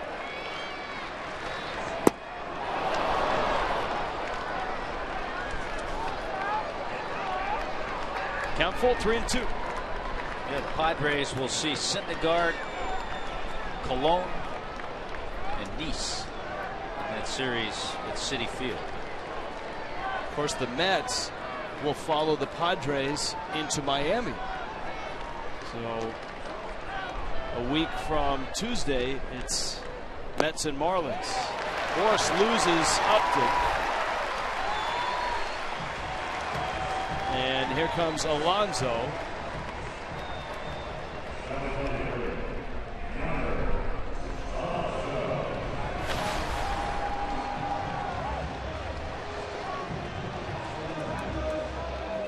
Got 2 outs. Alonso is 2 for 3.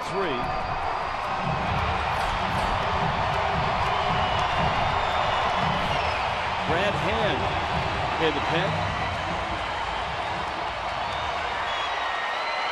Hand ready, but it looks like the Marlins are going to stick with Morris against Alonso.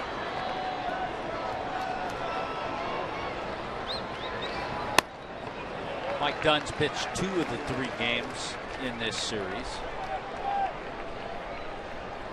You've noted a couple of times Alonso against the Marlins, not a long history, but 22 games. Former Hurricane, Coral Gables High School.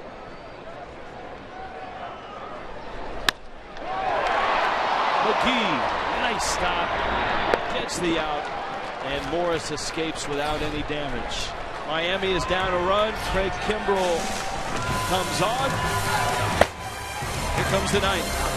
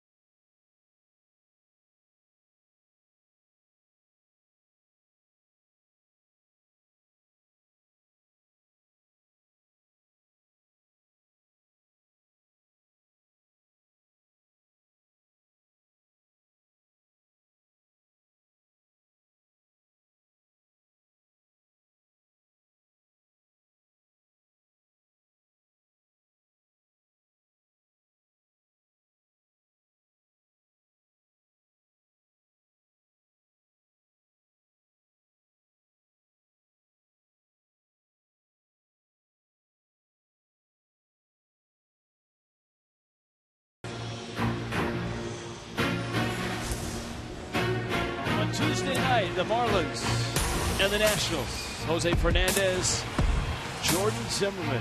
You got the young ace who's back in the rotation in Fernandez, and you got a guy that threw a no-hitter against the Fish on the final day of 2014. And here comes the closer of the Padres, Craig Kimbrell. Yeah, you also, Rich, in that game Tuesday night have Jose in 22 career starts at home. Takes a 14-0 record to the mound with a 1.17 earned run average. Here he is again. We figured Craig Kimbrell would come in. 3rd night in a row that we've seen him. The first night, it had been a few since he'd pitched. He walked a batter, he hit a batter. He didn't look as sharp. Last night, when he came in the game, he had a 1-2-3 inning with a couple of strikeouts and looked a lot sharper.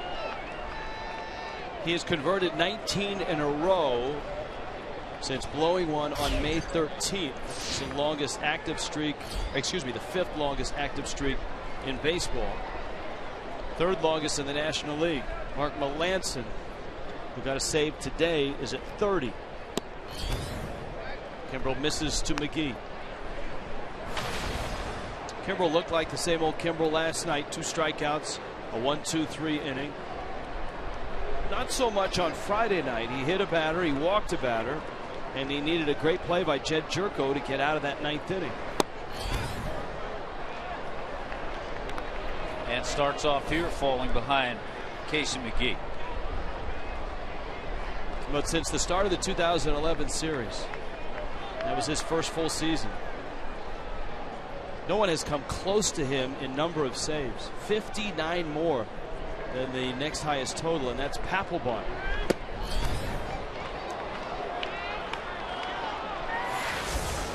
Right now, he doesn't seem all that sharp. It's 3-0.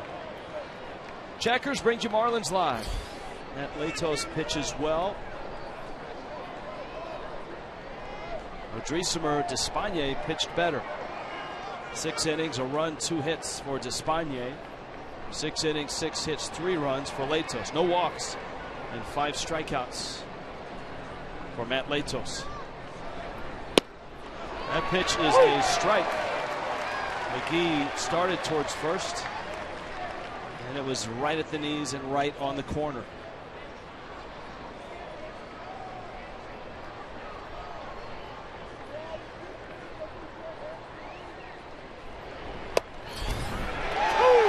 That's a strike. McGee halfway down to first.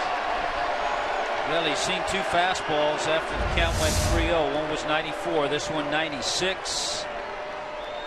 And right in the same spot, both pitches.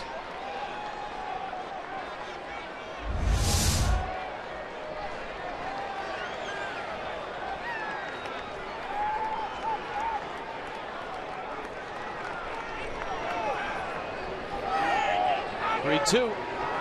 That one fouled back and out of play.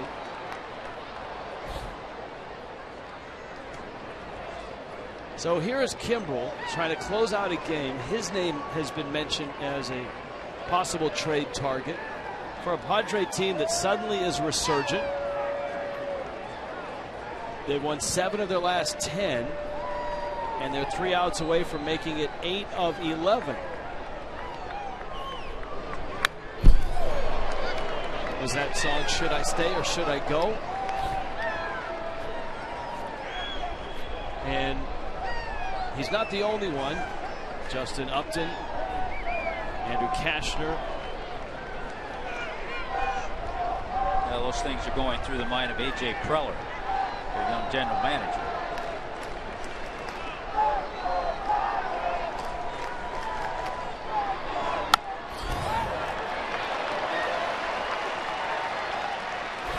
Jerko makes the catch, and there's 1 out here in the 9th. Pretty good comeback by Kimbrel. Remember, he fell behind 3-0, made 2 perfect pitches, stayed with his fastball, stayed primarily with that fastball after he fell behind.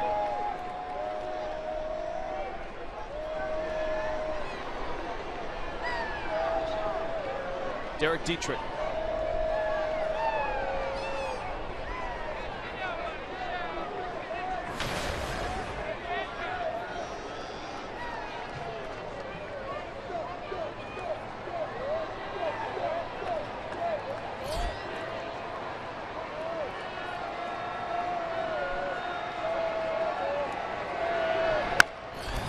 Dietrich lets it fly and fouls it off. You know, 1 swing away to tie it. Kimbrel has given up 3 home runs this year. Well, and you have the 2 guys that you'd like to have coming up. Dietrich mentioned 5 home runs on the trip. Dietrich's hit 2. Real Muto, who's on deck, he's hit the other 2.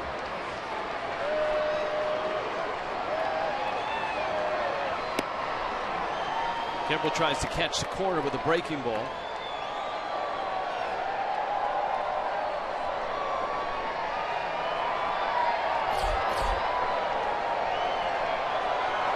Real Muto waiting.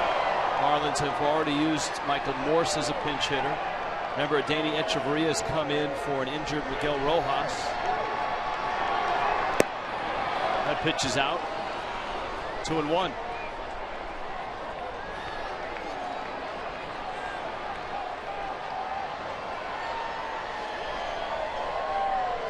The wave trickling through Petco Park.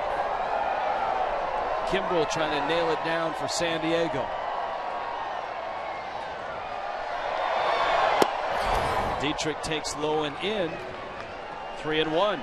And I hear they're breaking well up at San Onofre too.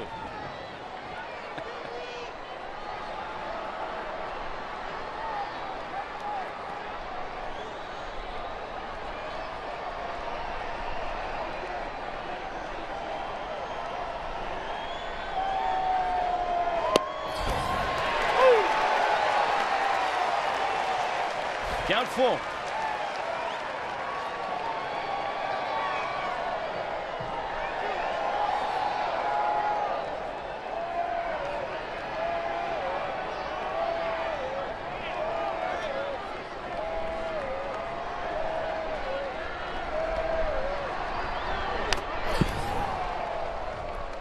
Pretty much assured you're going to get a fastball here. Boy, 97 too. He let it fly. He's gone anywhere from 92 to 97 in this outing.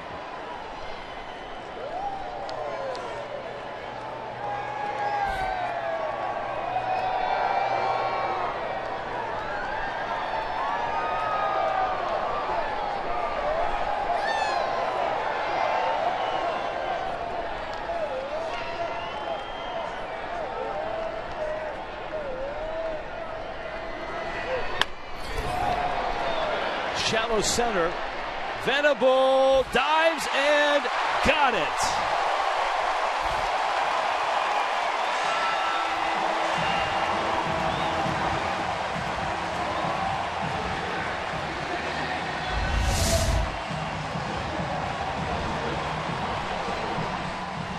Now the late Jerry Coleman would have said put a star on that one. Terrific jump by Venable. He lays out. And right as you round first base, you look up and you see that the center fielder just robbed you. Made a great catch.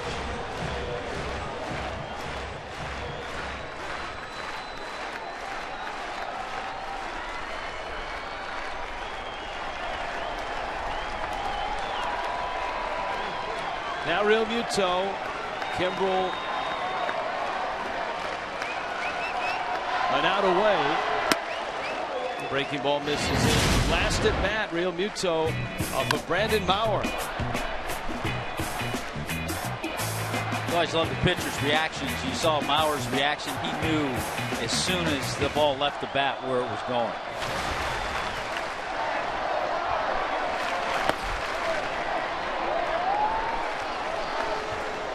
No swing. And it's 2-0.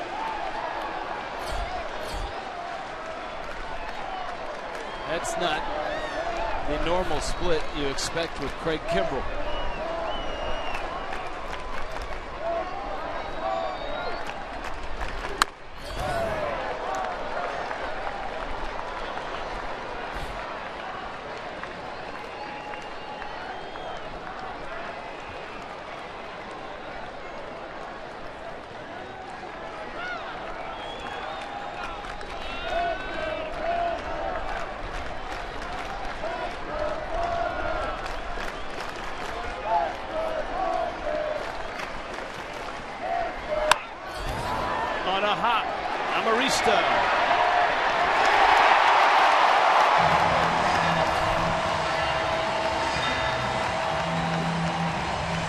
And the San Diego Padres take 3 of 4 from Miami.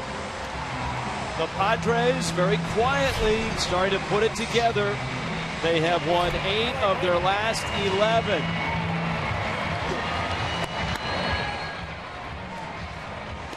(3-2) the final. San Diego wins it. Some final thoughts when we return.